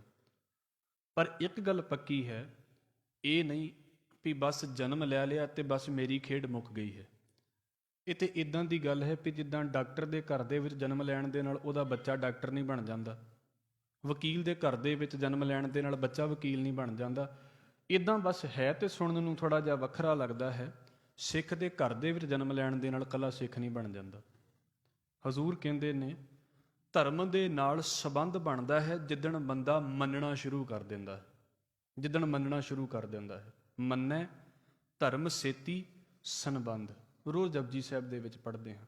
ਧਰਮ ਦੇ ਨਾਲ ਸੰਬੰਧ ਹੀ ਉਦਣ ਬਣਦਾ ਹੈ ਜਿੱਦਣ ਅਸੀਂ ਮੰਨਦੇ ਪਏ ਹਾਂ ਨਹੀਂ ਤੇ ਸਾਡੇ ਘਰ ਦੇ ਵਿੱਚ ਪੋਥੀਆਂ ਪਈਆਂ ਹੋਣ, ਸਾਡੇ ਘਰ ਦੇ ਵਿੱਚ ਜੋ ਮਰਜ਼ੀ ਧਾਰਮਿਕ ਲਿਟਰੇਚਰ ਪਿਆ ਹੋਵੇ, ਰੋਜ਼ ਮੈਂ ਗੁਰਦੁਆਰਿਓਂ ਬੋਲਦਾ ਵੀ ਹੋਵਾਂ, ਆਪਾਂ ਪਾਠ ਵੀ ਕਰਦੇ ਹੋਈਏ, ਜੇ ਮੰਨਣ ਦੇ ਵਿੱਚ ਗੱਲ ਨਹੀਂ ਆ ਰਹੀ ਤੇ ਧਰਮ ਦੇ ਨਾਲ ਸੰਬੰਧ ਨਹੀਂ ਜੁੜੇਗਾ। ਫਿਰ ਕੋਈ ਫਰਕ ਨਹੀਂ ਪੈਂਦਾ ਵੀ ਮੈਂ ਕਿੱਥੋਂ ਜਨਮ ਲੈਂਦਾ ਹਾਂ ਤੇ ਕਿੱਥੇ ਜਨਮ ਲੈਂਦਾ, ਕਿਉਂਕਿ ਸਿੱਖੀ ਦਾ ਸੰਬੰਧ ਹੀ ਇਹ ਹੈ। ਜਦੋਂ ਅਸੀਂ ਇਹਨੂੰ ਪੜ੍ਹਦੇ ਹਾਂ ਵੀ ਕਈਆਂ ਦੇ ਚੇਤੇ ਦੇ ਵਿੱਚ ਵੀ ਨਹੀਂ ਹੁੰਦਾ ਵੀ ਇਹ ਬੰਦੇ ਸਿੱਖ ਬਣ ਜਾਣਗੇ। ਤੁਸੀਂ ਇੰਟਰਨੈਟ ਦੇ ਉੱਤੇ ਸਰਫਿੰਗ ਕਰਕੇ ਵੇਖ ਲੈਣਾ, ਕਿੰਨੇ ਗੋਰੇ ਨੇ ਜਿਹੜੇ ਸਿੱਖ ਸੱਜ ਗਏ ਨੇ, ਸਿੰਘ ਸੱਜ ਗਏ ਨੇ। ਮਤਲਬ ਸੋਚਿਆ ਵੀ ਨਹੀਂ ਹੋਵੇਗਾ ਸ਼ਾਇਦ ਉਹਨਾਂ ਨੇ ਵੀ ਅਸੀਂ ਇਸ ਪਾਸੇ ਆਉਣਾ, ਆ ਗਏ। ਚੰਗੇ ਭਲੇ ਨੇ, ਗੁਰਦੁਆਰਿਆਂ ਦੇ ਪ੍ਰਬੰਧ ਸੰਭਾਲਦੇ ਨੇ, ਸਾਰਾ ਕੀਰਤਨ ਆਪ ਕਰਦੇ ਨੇ, ਸਾਰਾ ਕੁਝ ਕਰਦੇ ਨੇ। ਉਹ ਸਿੱਖਾਂ ਦੇ ਘਰ ਦੇ ਵਿੱਚ ਜੰਮੇ ਤੇ ਨਹੀਂ ਸੀ, ਪਰ ਹੁਣ ਕੌਣ ਕਹਿ ਸਕਦਾ ਵੀ ਉਹ ਸਿੱਖ ਨਹੀਂ ਨੇ। ਲਗਭਗ ਹਰ ਕੰਟਰੀ ਦੇ ਵਿੱਚ ਤੁਹਾਨੂੰ ਇਦਾਂ ਦੇ ਮਿਲ ਜਾਣਗੇ ਕਿ ਚਲੋ ਠੀਕ ਹੈ, ਸਾਡੇ ਵੱਡਿਆਂ ਵੱਲ ਵੇਖਿਆ, ਸਾਡੇ ਵੱਲ ਕੀ ਹੈ, ਸਾਡੇ ਪੱਲੇ ਕੀ ਹੈ ਵੇਖਣ ਵਾਲਾ। ਸਾਡੇ ਵੱਡਿਆਂ ਨੂੰ ਉਹਨਾਂ ਨੇ ਪੜ੍ਹਿਆ ਤੇ ਉਹਨਾਂ ਨੂੰ ਕੁਝ ਠੀਕ ਲੱਗਾ ਤੇ ਉਹਨਾਂ ਨੇ ਉਸ ਚੀਜ਼ ਨੂੰ ਆਪਣੇ ਅੰਦਰ ਲਾਗੂ ਕਰ ਲਿਆ ਵੀ ਅਸੀਂ ਵੀ ਇਹਨਾਂ ਵਰਗੇ ਹੋਣਾ ਹੈ। ਤੁਸੀਂ ਸ਼ਾਇਦ ਇੱਕ ਖਬਰ ਸੁਣੀ ਹੋਵੇਗੀ, ਮੈਂ ਗੱਲ ਕਹਿ ਦੇਵਾਂ, ਇਹ ਠੀਕ ਹੈ। ਮਹਾਰਾਜ ਕਹਿੰਦੇ ਨੇ ਕਿ ਤਿੰਨਾਂ ਦੇਖ ਮਨ ਚਾਉ ਉਠੰਦਾ ਹੋਂ ਕਦ ਪਾਈ ਗੁਣਤਾਸਾ, ਵੀ ਇੱਕ ਦੂਸਰੇ ਵੱਲ ਵੇਖ ਕੇ ਨਾ ਮਨ 'ਚ ਚਾਅ ਪੈਦਾ ਹੁੰਦਾ ਹੈ। ਇੱਕ ਅਖਬਾਰ ਦੀ ਖਬਰ ਸੀ, ਸ਼ਾਇਦ ਤੁਸੀਂ ਵੀ ਕਿਤੇ ਵੇਖੀ ਹੋਵੇਗੀ। ਇੱਕ ਬ੍ਰਿਟਿਸ਼ ਬੱਚੇ ਨੂੰ ਜਦੋਂ ਪਹਿਲਾਂ ਪਤਾ ਲੱਗਾ ਨਾ ਵੀ ਸਿੱਖ ਜਿਹੜੇ ਨੇ ਸਿਗਰਟ ਨਹੀਂ ਪੀਂਦੇ, ਉਹ ਸਿਰਫ ਇਸੇ ਗੱਲ ਤੋਂ ਇੰਨਾ ਜ਼ਿਆਦਾ ਮਤਲਬ ਖੁਸ਼ ਹੋਇਆ ਤੇ ਹੈਰਾਨ ਹੋਇਆ ਵੀ ਵਾਕਿਆ ਹੀ ਇਹ ਬੰਦੇ ਸਿਗਰਟ ਨਹੀਂ ਪੀਂਦੇ। ਉਹ ਬੰਦਾ ਉਹਨੇ ਸਿੱਖ ਧਰਮ ਧਾਰਨ ਕਰ ਲਿਆ ਸਿਰਫ ਇਸ ਚੀਜ਼ ਨੂੰ ਵੇਖ ਕੇ। ਇਹ ਕੀ ਹੁੰਦਾ ਹੈ, ਮੇਰੇ ਕਹਿਣ ਦਾ ਮਤਲਬ ਸਿਰਫ ਇੰਨਾ ਕੁ ਹੈ ਵੀ ਪਤਾ ਨਹੀਂ ਰੱਬ ਨੇ ਕਿੱਥੋਂ ਖੇਡ ਵਰਤਾ ਦੇਣੀ ਹੈ। ਜਿਨ੍ਹਾਂ ਦਾ ਕੋਈ ਸੰਬੰਧ ਨਹੀਂ ਹੈ ਸਿੱਖੀ ਦੇ ਨਾਲ, ਧਰਮ ਦੇ ਨਾਲ, ਮਾਲਕ ਉਹਨਾਂ ਨੂੰ ਸਿੰਘ ਸਜਾ ਦੇ। ਤੇ ਇਹਦੇ ਤੋਂ ਬਿਲਕੁਲ ਉਲਟ ਵੀ ਹੋ ਜਾਂਦਾ ਹੈ। ਚੰਗੇ ਭਲੇ ਮਾਂ ਪਿਓ ਨਿਤਨੇਮੀ, ਚੰਗੇ ਭਲੇ ਮਾਂ ਪਿਓ ਸੇਵਾ ਕਰਨ ਵਾਲੇ, ਸਾਰਾ ਕੁਝ ਬੰਦਗੀ ਕਰਨ ਵਾਲੇ, ਅੱਗੇ ਔਲਾਦ ਜਿਹੜੀ ਹੈ ਉਹ ਪਤਾ ਨਹੀਂ ਕਿਹੜੇ ਕਰਮਾਂ ਦੇ ਵਿੱਚ ਤੁਰ ਪਈ ਹੈ, ਕੁਝ ਕਿਹਾ ਹੀ ਨਹੀਂ ਜਾ ਸਕਦਾ। ਸਿੱਖੀ ਦਾ ਸੰਬੰਧ ਇਸ ਗੱਲ ਦੇ ਨਾਲ ਨਹੀਂ ਆ ਵੀ ਮੈਂ ਜੰਮ ਪਿਆ ਹਾਂ ਮਾਂ ਪਿਓ ਦੇ ਘਰ ਦੇ ਵਿੱਚ ਤੇ ਜਿੱਦਾਂ ਬਸ ਮਾਂ ਪਿਓ ਦੀ ਜਾਇਦਾਦ ਦਾ ਵਾਰਸ ਹੋ ਗਿਆ ਤੇ ਮੈਂ ਸਿੱਖੀ ਦਾ ਵੀ ਵਾਰਸ ਹੋ ਗਿਆ ਹਾਂ। ਨਹੀਂ, ਇਹ ਥੋੜੀ ਜਿਹੀ ਖੇਡ ਵੱਖਰੀ ਹੈ। ਇਸ ਕਰਕੇ ਮਹਾਰਾਜ ਨੇ ਅੱਜ ਉਹ ਚੀਜ਼ ਸਿਖਾਈ ਹੈ ਸਾਨੂੰ। ਤੇ ਜਦੋਂ ਤੱਕ ਮੈਂ ਦਿਲ ਤੋਂ ਨਹੀਂ ਇਸ ਗੱਲ ਨੂੰ ਮੰਨਦਾ, ਮਾਫ ਕਰਨਾ ਸਮੇਤ ਮੇਰੇ, ਫਿਰ ਮੈਂ ਕਹਿ ਦੇਵਾਂ ਜਿੰਨਾ ਜਿੰਨਾ ਧਰਮ ਨੂੰ ਮੰਨਿਆ ਹੈ ਉਹਨਾਂ ਮੈਂ ਸਿੱਖ ਹਾਂ। ਜਿੰਨਾ ਮੈਂ ਧਰਮ ਨੂੰ ਨਹੀਂ ਮੰਨਿਆ ਮੈਂ ਨਹੀਂ ਹਾਂ ਸਿੱਖ। ਉਹ ਠੀਕ ਹੈ ਕਿ ਪਾਪੂਲੇਸ਼ਨ ਦੇ ਲਈ ਜਾਂ ਸੁਸਾਇਟੀ ਦੇ ਲਈ ਮੈਨੂੰ ਆਪਣਾ ਰਿਲੀਜਨ ਲਿਖਾਉਣਾ ਪੈਂਦਾ ਹੈ। ਅਧਿਆਤਮਕਤਾ ਦੇ ਵਿੱਚ ਇਹਨਾਂ ਗੱਲਾਂ ਦਾ ਕੋਈ ਵੀ ਫਾਇਦਾ ਨਹੀਂ ਹੈ। ਇਹ ਬਾਹਰ ਦੀਆਂ ਗੱਲਾਂ ਦਾ ਫਾਇਦਾ ਹੁੰਦਾ ਵੀ ਅਸੀਂ ਮਿਨੋਰਿਟੀ ਚਾਹੁੰਦੇ ਹਾਂ ਕਿ ਮੈਜੋਰਿਟੀ ਚਾਹੁੰਦੇ ਹਾਂ, ਅਸੀਂ ਵੱਧ ਆਉਂਦੇ ਹਾਂ ਕਿ ਅਸੀਂ ਘੱਟ ਆਉਂਦੇ ਹਾਂ। ਇਹ ਸਿਰਫ ਬਾਹਰ ਦੀ ਦੁਨੀਆ ਦੀਆਂ ਖੇਡਾਂ ਨੇ। ਮੇਰੇ ਦਿਲ ਦੇ ਨਾਲ ਇਸ ਗੱਲ ਦਾ ਕੀ ਮਤਲਬ ਹੈ ਵੀ ਮੇਰੀ ਗਿਣਤੀ 2 ਕਰੋੜ ਹੈ ਜਾਂ ਮੇਰੀ ਗਿਣਤੀ 9 ਕਰੋੜ ਹੈ ਜਾਂ ਮੇਰੀ ਗਿਣਤੀ 100 ਕਰੋੜ ਹੈ। ਕੋਈ ਫਰਕ ਨਹੀਂ ਪੈਂਦਾ ਇਹਨਾਂ ਗੱਲਾਂ ਦੇ ਨਾਲ, ਕੋਈ ਫਰਕ ਨਹੀਂ ਹੈ ਇਹਨਾਂ ਗੱਲਾਂ ਦੇ ਨਾਲ। ਪਰ ਸਮਝੇ ਕਿਹੜਾ, ਧਰਮ ਗਿਣਤੀਆਂ ਦੇ ਉੱਤੇ ਵੇਖਿਆ ਜਾਂਦਾ ਵੀ ਹਾਂ ਇਸ ਧਰਮ ਦੇ ਬੰਦਿਆਂ ਦੀ ਇੰਨੀ ਗਿਣਤੀ, ਇਸ ਧਰਮ ਦੇ ਬੰਦਿਆਂ ਦੀ ਇੰਨੀ ਗਿਣਤੀ। ਗਿਣਤੀ ਹੋਣ ਦੇ ਨਾਲ ਕੀ ਹੁੰਦਾ, ਬੰਦੇ ਵੀ ਤਾਂ ਧਾਰਮਿਕ ਹੋਣੇ ਚਾਹੀਦੇ ਨੇ। ਗਿਣਤੀਆਂ ਤੇ ਜਿੰਨੀਆਂ ਮਰਜ਼ੀ ਵਧਾਈ ਜਾਓ। ਇਸ ਕਰਕੇ ਪ੍ਰੋਬਲਮ ਸਾਡੀ ਇੱਥੋਂ ਸ਼ੁਰੂ ਹੁੰਦੀ ਹੈ। ਇਹ ਸਤਿਗੁਰੂ ਗੁਰੂ ਨਾਨਕ ਸਾਹਿਬ ਮਹਾਰਾਜ ਜੀ ਨੇ ਤੇ ਗੁਰੂ ਅੰਗਦ ਸਾਹਿਬ ਸੱਚੇ ਪਾਤਸ਼ਾਹ ਜੀ ਨੇ ਸਾਡੇ ਸਾਹਮਣੇ ਵਿਸ਼ਾ ਹੀ ਇੱਕ ਅਲੱਗ ਰੱਖ ਦਿੱਤਾ। ਇੱਕ ਸਾਡੇ ਇਤਿਹਾਸ ਦੇ ਵਿੱਚ ਗੱਲ ਆਉਂਦੀ ਹੈ, ਉੱਥੋਂ ਅਸੀਂ ਆਪਣੇ ਆਪ ਨੂੰ ਨਾਲ ਲੈ ਕੇ ਚੱਲਾਂਗੇ। ਸਿੱਖੀ ਕੀ ਹੈ, ਥੋੜਾ ਜਿਹਾ ਇਹਨੂੰ ਚਲੋ ਅੱਗੇ ਬਾਅਦ 'ਚ ਵਿਚਾਰਾਂਗੇ, ਇਹਨੂੰ ਪਹਿਲਾਂ ਆਪ ਜੀ ਦੇ ਅੱਗੇ ਰੱਖ ਦੇਵਾਂ। ਸਤਿਗੁਰੂ ਗੁਰੂ ਹਰਗੋਬਿੰਦ ਸਾਹਿਬ ਮਹਾਰਾਜ ਜੀ ਦੇ ਵੇਲੇ ਜਾਂ ਸ਼ਾਇਦ ਗੁਰੂ ਗੋਬਿੰਦ ਸਿੰਘ ਸੱਚੇ ਪਾਤਸ਼ਾਹ ਜੀ ਦੇ ਵੇਲੇ ਸਵਾਲ ਕੀਤਾ ਗਿਆ ਸੀ ਮਹਾਰਾਜ ਨੂੰ ਵੀ ਮਹਾਰਾਜ ਜੀ ਸਿੱਖ ਕਿੱਦਾਂ ਦਾ ਹੋਣਾ ਚਾਹੀਦਾ, ਵੀ ਸਿੱਖ ਕਿਵੇਂ ਦਾ ਹੋਵੇ। ਹਾਲਾਂਕਿ ਗੁਰੂ ਸਾਹਿਬ ਨੂੰ ਸਵਾਲ ਕੀਤਾ ਜਾ ਰਿਹਾ ਤੇ ਗੁਰੂ ਸਾਹਿਬ ਅੱਗੋਂ ਪਤਾ ਕੀ ਕਹਿੰਦੇ ਸੀ ਵੀ ਜੇ ਸਿੱਖ ਹੋਵੇ ਤੇ ਗੁਰੂ ਅੰਗਦ ਸਾਹਿਬ ਸੱਚੇ ਪਾਤਸ਼ਾਹ ਵਰਗਾ ਸਿੱਖ ਹੋਵੇ, ਜੇ ਸਿੱਖ ਹੋਵੇ ਤੇ ਭਾਈ ਲਹਿਣੇ ਵਰਗਾ ਸਿੱਖ ਹੋਣਾ ਚਾਹੀਦਾ ਹੈ। ਇਹ ਉਸ ਸਤਿਗੁਰੂ ਦਾ ਸਲੋਕ ਹੈ ਜਿਹਦੇ ਬਾਰੇ ਗੁਰੂ ਸਾਹਿਬ ਵੀ ਗਵਾਹੀ ਦਿੰਦੇ ਨੇ ਵੀ ਵਾਕਿਆ ਜਿੱਦਾਂ ਦੀ ਸਿੱਖੀ ਗੁਰੂ ਅੰਗਦ ਸਾਹਿਬ ਨੇ ਨਿਭਾਈ ਹੈ ਕਿਸੇ ਹੋਰ ਦੇ ਕੋਲੋਂ ਨਿਭਾਈ ਹੀ ਨਹੀਂ ਗਈ। ਇਹ ਨਹੀਂ ਵੀ ਬਾਕੀਆਂ ਨੇ ਨਿਭਾਈ ਨਹੀਂ, ਪਰ ਗੁਰੂ ਨਾਨਕ ਸਾਹਿਬ ਸੱਚੇ ਪਾਤਸ਼ਾਹ ਜੀ ਦੇ ਜੋ ਜ਼ਿੰਦਗੀ ਦੇ ਮੈਸੇਜ ਨੇ ਵੀ ਗੱਲ ਨੂੰ ਮੰਨਣਾ ਕਿਵੇਂ ਹੈ, ਉਸ ਗੱਲ ਨੂੰ ਮੰਨਣ ਦਾ ਤਰੀਕਾ ਭਾਈ ਲਹਿਣੇ ਨੇ ਦੱਸਿਆ ਹੈ। ਵੀ ਜੇ ਗੁਰੂ, ਮੈਂ ਮੰਨਦਾ ਹਾਂ ਵੀ ਗੁਰੂ ਨਾਨਕ ਸਾਹਿਬ ਸੱਚੇ ਪਾਤਸ਼ਾਹ ਤੁਸੀਂ ਜੋ ਮੇਰੇ ਲਈ ਕਰਦੇ ਪਏ ਜੇ ਨਾ, ਠੀਕ ਕਰਦੇ ਪਏ ਜੇ, ਤੇ ਬਸ ਫਿਰ ਬਾਬੇ ਲਹਿਣੇ ਨੇ ਉਹਨੂੰ ਮੰਨਿਆ ਹੈ। ਇੱਦਾਂ ਨਹੀਂ ਕੀਤਾ ਵੀ ਅੱਧੀਆਂ ਗੱਲਾਂ ਤੇ ਬਾਬਾ ਤੇਰੀਆਂ ਬੜੀਆਂ ਪਸੰਦ ਹੈ ਮੈਨੂੰ, ਪਰ ਅੱਧੀਆਂ ਨਹੀਂ ਤੇਰੀਆਂ ਪਸੰਦ। ਉਹ ਇੱਦਾਂ ਫਿਰ ਸਿੱਖੀ ਨਹੀਂ ਨਿਭਾਈ ਜਾਂਦੀ ਵੀ ਅੱਧੀਆਂ ਗੱਲਾਂ ਚੰਗੀਆਂ ਲੱਗਣ ਤੇ ਅੱਧੀਆਂ ਮਾੜੀਆਂ ਲੱਗਣ। ਅਸੀਂ ਇੱਥੋਂ ਵਿਚਾਰਾਂਗੇ। ਹਜ਼ੂਰ ਕਹਿੰਦੇ ਨੇ ਇਹ ਕਿਨੇ ਹੀ ਆਸ਼ਕੀ, ਆਸ਼ਿਕ। ਵੈਸੇ ਕਿਉਂਕਿ ਕੁਝ ਲਫ਼ਜ਼ ਨਾ ਸਮੇਂ ਦੇ ਨਾਲ ਬੁਰੇ ਜਿਹੇ ਲੱਗਣ ਲੱਗ ਪੈਂਦੇ ਨੇ। ਜੇ ਅਸੀਂ ਇਦਾਂ ਪੜਾਂਗੇ ਨਾ ਆਸ਼ਿਕ ਸ਼ਬਦ, ਤੇ ਅੱਜ ਕੱਲ੍ਹ ਸਮਾਜ ਦੇ ਵਿੱਚ ਨਾ ਕੋਈ ਬਹੁਤਾ ਸੋਹਣਾ ਜਿਹਾ ਲਫ਼ਜ਼ ਨਹੀਂ ਮੰਨਿਆ ਜਾਂਦਾ ਇਹਨੂੰ। ਪਰ ਅਸਲ ਦੇ ਵਿੱਚ ਗੁਰਬਾਣੀ ਦੇ ਵਿੱਚ ਆਸ਼ਿਕ ਸ਼ਬਦ ਵੀ ਹੈ, ਇਸ਼ਕ ਸ਼ਬਦ ਵੀ ਹੈ, ਇਹ ਸਾਰੇ ਸ਼ਬਦ ਵਰਤੇ ਗਏ ਨੇ। ਕਾਰਨ ਸਿਰਫ ਇੰਨਾ ਕੀ ਹੁੰਦਾ ਹੈ ਕਿ ਉਹਨੂੰ ਵਰਤਣ ਵਾਲਾ ਕਿਹੜੇ ਤਰੀਕੇ ਦੇ ਨਾਲ ਵਰਤਦਾ ਪਿਆ ਹੈ, ਉਹਨੂੰ ਵਰਤਣ ਵਾਲਾ। ਸਾਰੇ ਸ਼ਬਦ ਤੁਸੀਂ ਗੁਰੂ ਗ੍ਰੰਥ ਸਾਹਿਬ ਮਹਾਰਾਜ ਦੀ ਬਾਣੀ ਦੇ ਵਿੱਚ ਵੇਖੋਗੇ ਔਰ ਸ਼ਬਦ ਆਪਣੀ ਮਹੱਤਤਾ ਖੋ ਲੈਂਦੇ ਨੇ। ਮੈਂ ਇਹ ਵੀ ਆਪ ਜੀ ਦੇ ਅੱਗੇ ਬੇਨਤੀ ਕਰ ਦੇਵਾਂ, ਸਾਡੇ ਵਿਚਾਰਾਂ ਦੇ ਵਿੱਚ ਮੈਂ ਪਹਿਲਾਂ ਵੀ ਸ਼ਾਇਦ ਇਸ ਗੱਲ ਦੀ ਬੇਨਤੀ ਕੀਤੀ ਹੋਵੇ, ਜਿੱਦਣ ਮਸੰਦ ਲਫ਼ਜ਼ ਸ਼ੁਰੂ ਹੋਇਆ ਸੀ, ਬੜਾ ਪਵਿੱਤਰ ਲਫ਼ਜ਼ ਸੀ, ਬੜਾ ਚੰਗਾ ਲਫ਼ਜ਼ ਸੀ। ਗੁਰੂ ਰਾਮਦਾਸ ਸਾਹਿਬ ਮਹਾਰਾਜ ਦੇ ਵੇਲੇ ਸ਼ੁਰੂ ਹੋਇਆ। ਉਹਨਾਂ ਦਾ ਕੰਮ ਸੀ ਵੀ ਸੰਗਤ ਦੇ ਵਿੱਚ ਜਾ ਕੇ ਪ੍ਰਚਾਰ ਕਰਨਾ ਤੇ ਸੰਗਤ ਦੀ ਜਿਹੜੀ ਭੇਟਾ ਹੈ ਉਹ ਗੁਰੂ ਦਰਬਾਰ ਦੇ ਵਿੱਚ ਪੇਸ਼ ਕਰਨੀ, ਉਹ ਮਸੰਦਾਂ ਦਾ ਕੰਮ ਸੀ। ਪਰ ਦਸਮ ਪਾਤਸ਼ਾਹ ਦੇ ਵੇਲੇ ਵੇਖੋ ਜਾ ਕੇ ਮਤਲਬ ਬਿਲਕੁਲ ਮਾੜਾ ਸ਼ਬਦ ਵਰਤ ਗਿਆ। ਤੇ ਅੱਜ ਕਿਸੇ ਨੂੰ ਉੱਦਾਂ ਕਹਿਣਾ ਹੋਵੇ ਨਾ ਗੁਰਦੁਆਰੇ ਦੇ ਵਿੱਚ, ਮੈਂ ਲਫ਼ਜ਼ ਵਰਤਦਾ ਹਾਂ ਵੀ ਕਿਸੇ ਨੂੰ ਕੋਈ ਮਤਲਬ ਬੁਰਾ ਕਹਿਣ ਦੀ ਲੋੜ ਨਹੀਂ, ਕੁਝ ਵੱਡਾ ਕਹਿਣ ਦੀ ਲੋੜ ਨਹੀਂ, ਉਹਨੂੰ ਸਿੱਧਾ ਕਹਿ ਦਿਓ ਵੀ ਮਸੰਦ ਬੈਠੇ ਹੋਏ ਨੇ, ਬਸ ਉਹਨੂੰ ਲੱਗ ਜਾਏਗਾ ਪਤਾ ਵੀ ਮੈਨੂੰ ਕੀ ਕਹਿ ਕੇ ਚਲ ਗਏ ਨੇ। ਐਡਾ ਪਵਿੱਤਰ ਲਫ਼ਜ਼ ਐਡਾ ਨਿਕੰਮਾ ਹੋ ਗਿਆ ਵੀ ਅੱਜ ਕੱਲ੍ਹ ਕਿਸੇ ਨੂੰ ਬੁਰਾ ਬੋਲਣਾ ਹੋਵੇ ਨਾ ਤੇ ਉਹਨੂੰ ਮਸੰਦ ਕਹਿ ਦਿਓ, ਬਸ ਉਹ ਸਾਰੀ ਗੱਲ ਉਹਦੇ ਵਿੱਚ ਹੀ ਆ ਜਾਂਦੀ ਹੈ। ਇੱਦਾਂ ਹੀ ਚਲੋ ਇੱਕ ਤੇ ਹੋਰ ਨਵਾਂ ਹੀ ਲਫ਼ਜ਼ ਚੱਲਦਾ ਪਿਆ ਹੈ ਅੱਜ ਕੱਲ੍ਹ, ਤੁਸੀਂ ਵੇਖਿਆ ਹੋਵੇਗਾ, ਭਗਤ ਲਫ਼ਜ਼ ਕਿੰਨਾ ਸੋਹਣਾ ਲਫ਼ਜ਼ ਹੈ। ਗੁਰਬਾਣੀ ਨੇ ਕਿੰਨੀ ਵਾਰ ਵਰਤਿਆ। ਮਹਾਰਾਜ ਨੇ 15 ਭਗਤਾਂ ਦੀ ਗੱਲ ਗੁਰੂ ਗ੍ਰੰਥ ਸਾਹਿਬ ਮਹਾਰਾਜ ਦੇ ਅੰਦਰ ਕੀਤੀ ਹੈ। ਤੇ ਅੱਜ ਕੱਲ੍ਹ ਭਗਤ ਲਫ਼ਜ਼ ਵੇਖ ਲਓ ਕਿਹੜੇ ਪਾਸੇ ਵਰਤਿਆ ਜਾਂਦਾ, ਅੰਨਿਆਂ ਦੇ ਲਈ, ਵੀ ਜਿਹੜੇ ਜਿੱਡੇ ਨਿਕੰਮੇ ਉਹਦੇ ਲਈ, ਉਹਨਾਂ ਲਈ ਭਗਤ ਲਫ਼ਜ਼ ਵਰਤਿਆ ਜਾਂਦਾ। ਤੇ ਮੇਰੇ ਖਿਆਲ ਦੇ ਨਾਲ ਜੇ 100 ਸਾਲ ਇੱਦਾਂ ਚੱਲ ਗਿਆ ਤੇ ਫਿਰ ਭਗਤ ਲਫ਼ਜ਼ ਵੀ ਲੋਕਾਂ ਨੂੰ ਇੰਝ ਲੱਗਣ ਲੱਗ ਪੈਣਾ ਵੀ ਭਗਤ ਲਫ਼ਜ਼ ਜਿਹੜਾ ਹੈ ਉਹ ਅਸਲ ਦੇ ਵਿੱਚ ਚੰਗਾ ਨਹੀਂ ਹੈ। ਲਫ਼ਜ਼ ਚੰਗਾ ਬੁਰਾ ਨਹੀਂ ਹੁੰਦਾ, ਲਫ਼ਜ਼ ਵਰਤ ਕਿਹੜਾ ਬੰਦਾ ਰਿਹਾ ਹੈ ਉਹਦੇ ਉੱਤੇ ਆ ਕੇ ਗੱਲ ਮੁੱਕ ਜਾਂਦੀ ਹੈ। ਆਸ਼ਿਕ ਸ਼ਬਦ ਬੁਰਾ ਨਹੀਂ ਹੈ। ਹੁਣ ਜਿਹੜਾ, ਕਿਉਂਕਿ ਇੱਕ ਲੈਂਗੁਏਜ ਦਾ ਸ਼ਬਦ ਹੈ, ਆਸ਼ਿਕ ਦਾ ਮਤਲਬ ਹੈ ਪਿਆਰ ਕਰਨ ਵਾਲਾ, ਪ੍ਰੀਤ ਕਰਨ ਵਾਲਾ। ਹੁਣ ਸਤਿਗੁਰੂ ਕੀ ਕਹਿੰਦੇ ਨੇ, ਭਾਈ ਉਹ ਕਿੱਦਾਂ ਦੀ ਆਸ਼ਕੀ ਹੋਈ, ਉਹ ਕਿੱਦਾਂ ਦਾ ਪਿਆਰ ਹੋਇਆ, ਭਾਵੇਂ ਇਹਨੂੰ ਸਮਾਜਿਕ ਸਮਝ ਲੈਣਾ ਤੇ ਅਧਿਆਤਮ ਦੀ ਤੇ ਗੱਲ ਤੇ ਆਪਾਂ ਕਰਦੇ ਹੀ ਪਏ ਹਾਂ। ਹਜ਼ੂਰ ਕਹਿੰਦੇ ਨੇ ਇਹ ਕਿਨੇ ਹੀ ਆਸ਼ਕੀ ਦੂਜੇ ਲੱਗਿਆ ਜਾਏ। ਆਹ ਕਿੱਦਾਂ ਦਾ ਪਿਆਰ ਹੋਇਆ ਵੀ ਜਿਹੜਾ ਅੱਜ ਇੱਕ ਪਾਸੇ ਲੱਗਾ ਹੋਇਆ ਤੇ ਕੱਲ ਕਿਸੇ ਦੂਸਰੇ ਪਾਸੇ ਲੱਗਾ ਹੋਇਆ, ਜਿਹੜਾ ਅੱਜ ਇੱਕ ਪਾਸੇ ਸਿਰ ਝੁਕਾ ਦਿੰਦਾ ਤੇ ਕੱਲ ਨੂੰ ਕਿਸੇ ਦੂਸਰੇ ਪਾਸੇ ਸਿਰ ਝੁਕਾ ਦਿੰਦਾ। ਇਹ ਕਿੱਦਾਂ ਦਾ ਪਿਆਰ ਹੋਇਆ। ਤੇ ਇਹ ਕਿੱਦਾਂ ਦਾ ਗੁਰੂ ਨਾਨਕ ਦੇ ਘਰ ਤੇ ਝੁਕਣਾ ਵਾ ਵੀ ਹੋਰਨਾਂ ਥਾਵਾਂ ਦੇ ਉੱਤੇ ਵੀ ਝੁਕੀ ਜਾਂਦੇ ਹਾਂ ਤੇ ਬਸ ਇਸ ਘਰ ਦੇ ਵਿੱਚ ਵੀ ਆ ਕੇ ਝੁਕੀ ਜਾਂਦੇ ਹਾਂ। ਇਹ ਕਿੱਦਾਂ ਦਾ ਝੁਕਣਾ ਹੋਇਆ। ਮੈਨੂੰ ਮਾਫ ਕਰਿਓ, ਇਹਦਾ ਮਤਲਬ ਇਹ ਨਾ ਸਮਝ ਲੈਣਾ ਵੀ ਜਦੋਂ ਅਸੀਂ ਮੱਥਾ ਟੇਕਦੇ ਹਾਂ ਤੇ ਇਹ ਜਸਟ ਇੱਕ ਫਾਰਮੈਲਿਟੀ ਹੈ। ਉਹ ਸਾਨੂੰ ਲੱਗਦਾ ਹੈ ਵੀ ਇਹ ਚੀਜ਼ਾਂ ਇਦਾਂ ਦੀਆਂ ਬਣ ਗਈਆਂ ਨੇ। ਮੱਥਾ ਟੇਕਣ ਦੇ ਪਿੱਛੇ, ਪਰਿਕਰਮਾ ਕਰਨ ਦੇ ਪਿੱਛੇ ਬੜਾ ਵੱਡਾ ਇੱਕ ਇਦਾਂ ਕਹਿ ਲਈਏ ਵੀ ਇੱਕ ਉਹਦੇ ਪਿੱਛੇ ਇੱਕ ਬੜੀ ਵੱਡੀ ਫਿਲਾਸਫੀ ਹੈ। ਐਵੇਂ ਨਹੀਂ ਵੀ ਬਸ ਆ ਕੇ ਮੱਥਾ ਟੇਕ ਦਿੱਤਾ ਤੇ ਗੱਲ ਖਤਮ ਹੋ ਗਈ ਹੈ। ਮਹਾਰਾਜ ਕਹਿੰਦੇ ਨੇ ਪਹਿਲਾਂ ਵਸਤ ਸਿਆਣ ਕੇ ਤਾਂ ਕੀਚੈ ਵਾਪਾਰ। ਭਾਈ ਵੀਰ ਸਿੰਘ ਹੋਣਾ ਨੇ ਇੱਕ ਗੱਲ ਲਿਖੀ ਹੈ, ਕਹਿੰਦੇ ਮਹਾਰਾਜ ਜੀ ਸ਼ਿਵਨਾਭ ਰਾਜੇ ਦੇ ਕੋਲ ਗਏ ਸਿੰਗਲਾ ਦੀਪ ਦੇ ਵਿੱਚ, ਤੇ ਗੁਰੂ ਨਾਨਕ ਸਾਹਿਬ ਮਹਾਰਾਜ ਜੀ ਨੂੰ ਉਡੀਕਦਾ ਪਿਆ ਸੀ ਰਾਜਾ ਸ਼ਿਵਨਾਭ। ਹੁਣ ਉਹਨੇ ਕੀ ਕੀਤਾ ਕਿ ਜਿਹੜੀ ਰਾਜੇ ਸ਼ਿਵਨਾਭ ਦੀ ਮਾਤਾ ਹੈ ਉਹ ਗੁਰੂ ਨਾਨਕ ਸਾਹਿਬ ਮਹਾਰਾਜ ਨੂੰ ਮੱਥਾ ਟੇਕਦੀ ਹੈ ਤੇ ਉਹ ਆਪਣੀ ਨੂੰਹ ਜਿਹੜੀ ਹੈ ਉਹਨੂੰ ਕਹਿੰਦੀ ਹੈ, ਸ਼ਿਵਨਾਭ ਦੀ ਘਰਵਾਲੀ ਨੂੰ, ਵੀ ਤੂੰ ਵੀ ਮੱਥਾ ਟੇਕ। ਤੇ ਉਹ ਕਹਿੰਦੇ ਨੇ ਵੀ ਉਹ ਮੱਥਾ ਟੇਕਣ ਲੱਗਿਆ ਨਾ ਗੁਰੇਜ਼ ਜਿਹਾ ਕਰਦੀ ਹੈ ਵੀ ਮੈਂ ਕਿਉਂ ਮੱਥਾ ਟੇਕਾਂ। ਮਨ ਦੇ ਵਿੱਚ ਕਈ ਵੀ ਖਿਆਲ ਹੋ ਸਕਦੇ ਨੇ। ਤੇ ਉਹਨੂੰ ਉਹਦੀ ਸੱਸ ਕਹਿੰਦੀ ਹੈ ਵੀ ਮੱਥਾ ਟੇਕ। ਤੇ ਗੁਰੂ ਨਾਨਕ ਸਾਹਿਬ ਮਹਾਰਾਜ ਰੋਕ ਦਿੰਦੇ ਨੇ, ਕਹਿੰਦੇ ਨਹੀਂ ਇੱਦਾਂ ਨਹੀਂ, ਇੱਦਾਂ ਮੱਥਾ ਟੇਕ ਕੇ ਕੀ ਹੋਏਗਾ। ਵੀ ਚਲੋ ਮੱਥਾ ਟੇਕ ਵੀ ਦਿੱਤਾ, ਤੁਹਾਡੇ ਆਖੇ ਲਾ ਕੇ ਮੱਥਾ ਟੇਕ ਵੀ ਦੇਵੇਗਾ, ਉਹਨੂੰ ਪਤਾ ਵੀ ਤੇ ਹੋਵੇ ਵੀ ਮੱਥਾ ਕਿਉਂ ਟੇਕਿਆ ਜਾ ਰਿਹਾ। ਉਹਨੂੰ ਪਤਾ ਵੀ ਤੇ ਹੋਵੇ ਵੀ ਜਿਹਨੂੰ ਮੈਂ ਮੱਥਾ ਟੇਕਦਾ ਪਿਆ ਉਹ ਹੈ ਕੀ ਹੈ। ਜੇ ਤੇ ਇਸ ਗੱਲ ਦਾ ਪਤਾ ਹੈ ਵੀ ਜਿਹਨੂੰ ਮੈਂ ਮੱਥਾ ਟੇਕਦਾ ਪਿਆ ਹਾਂ ਉਹ ਕੀ ਹੈ, ਤੇ ਫਿਰ ਤੇ ਸੁਭਾਵਿਕ ਜੀ ਗੱਲ ਹੈ ਕਿ ਦੂਸਰੇ ਪਾਸੇ ਸਿਰ ਜਾਂਦਾ ਹੀ ਨਹੀਂ ਹੈ ਜ਼ਿੰਦਗੀ ਦੇ ਵਿੱਚ, ਫਿਰ ਤੇ ਜਾਂਦਾ ਹੀ ਨਹੀਂ ਹੈ।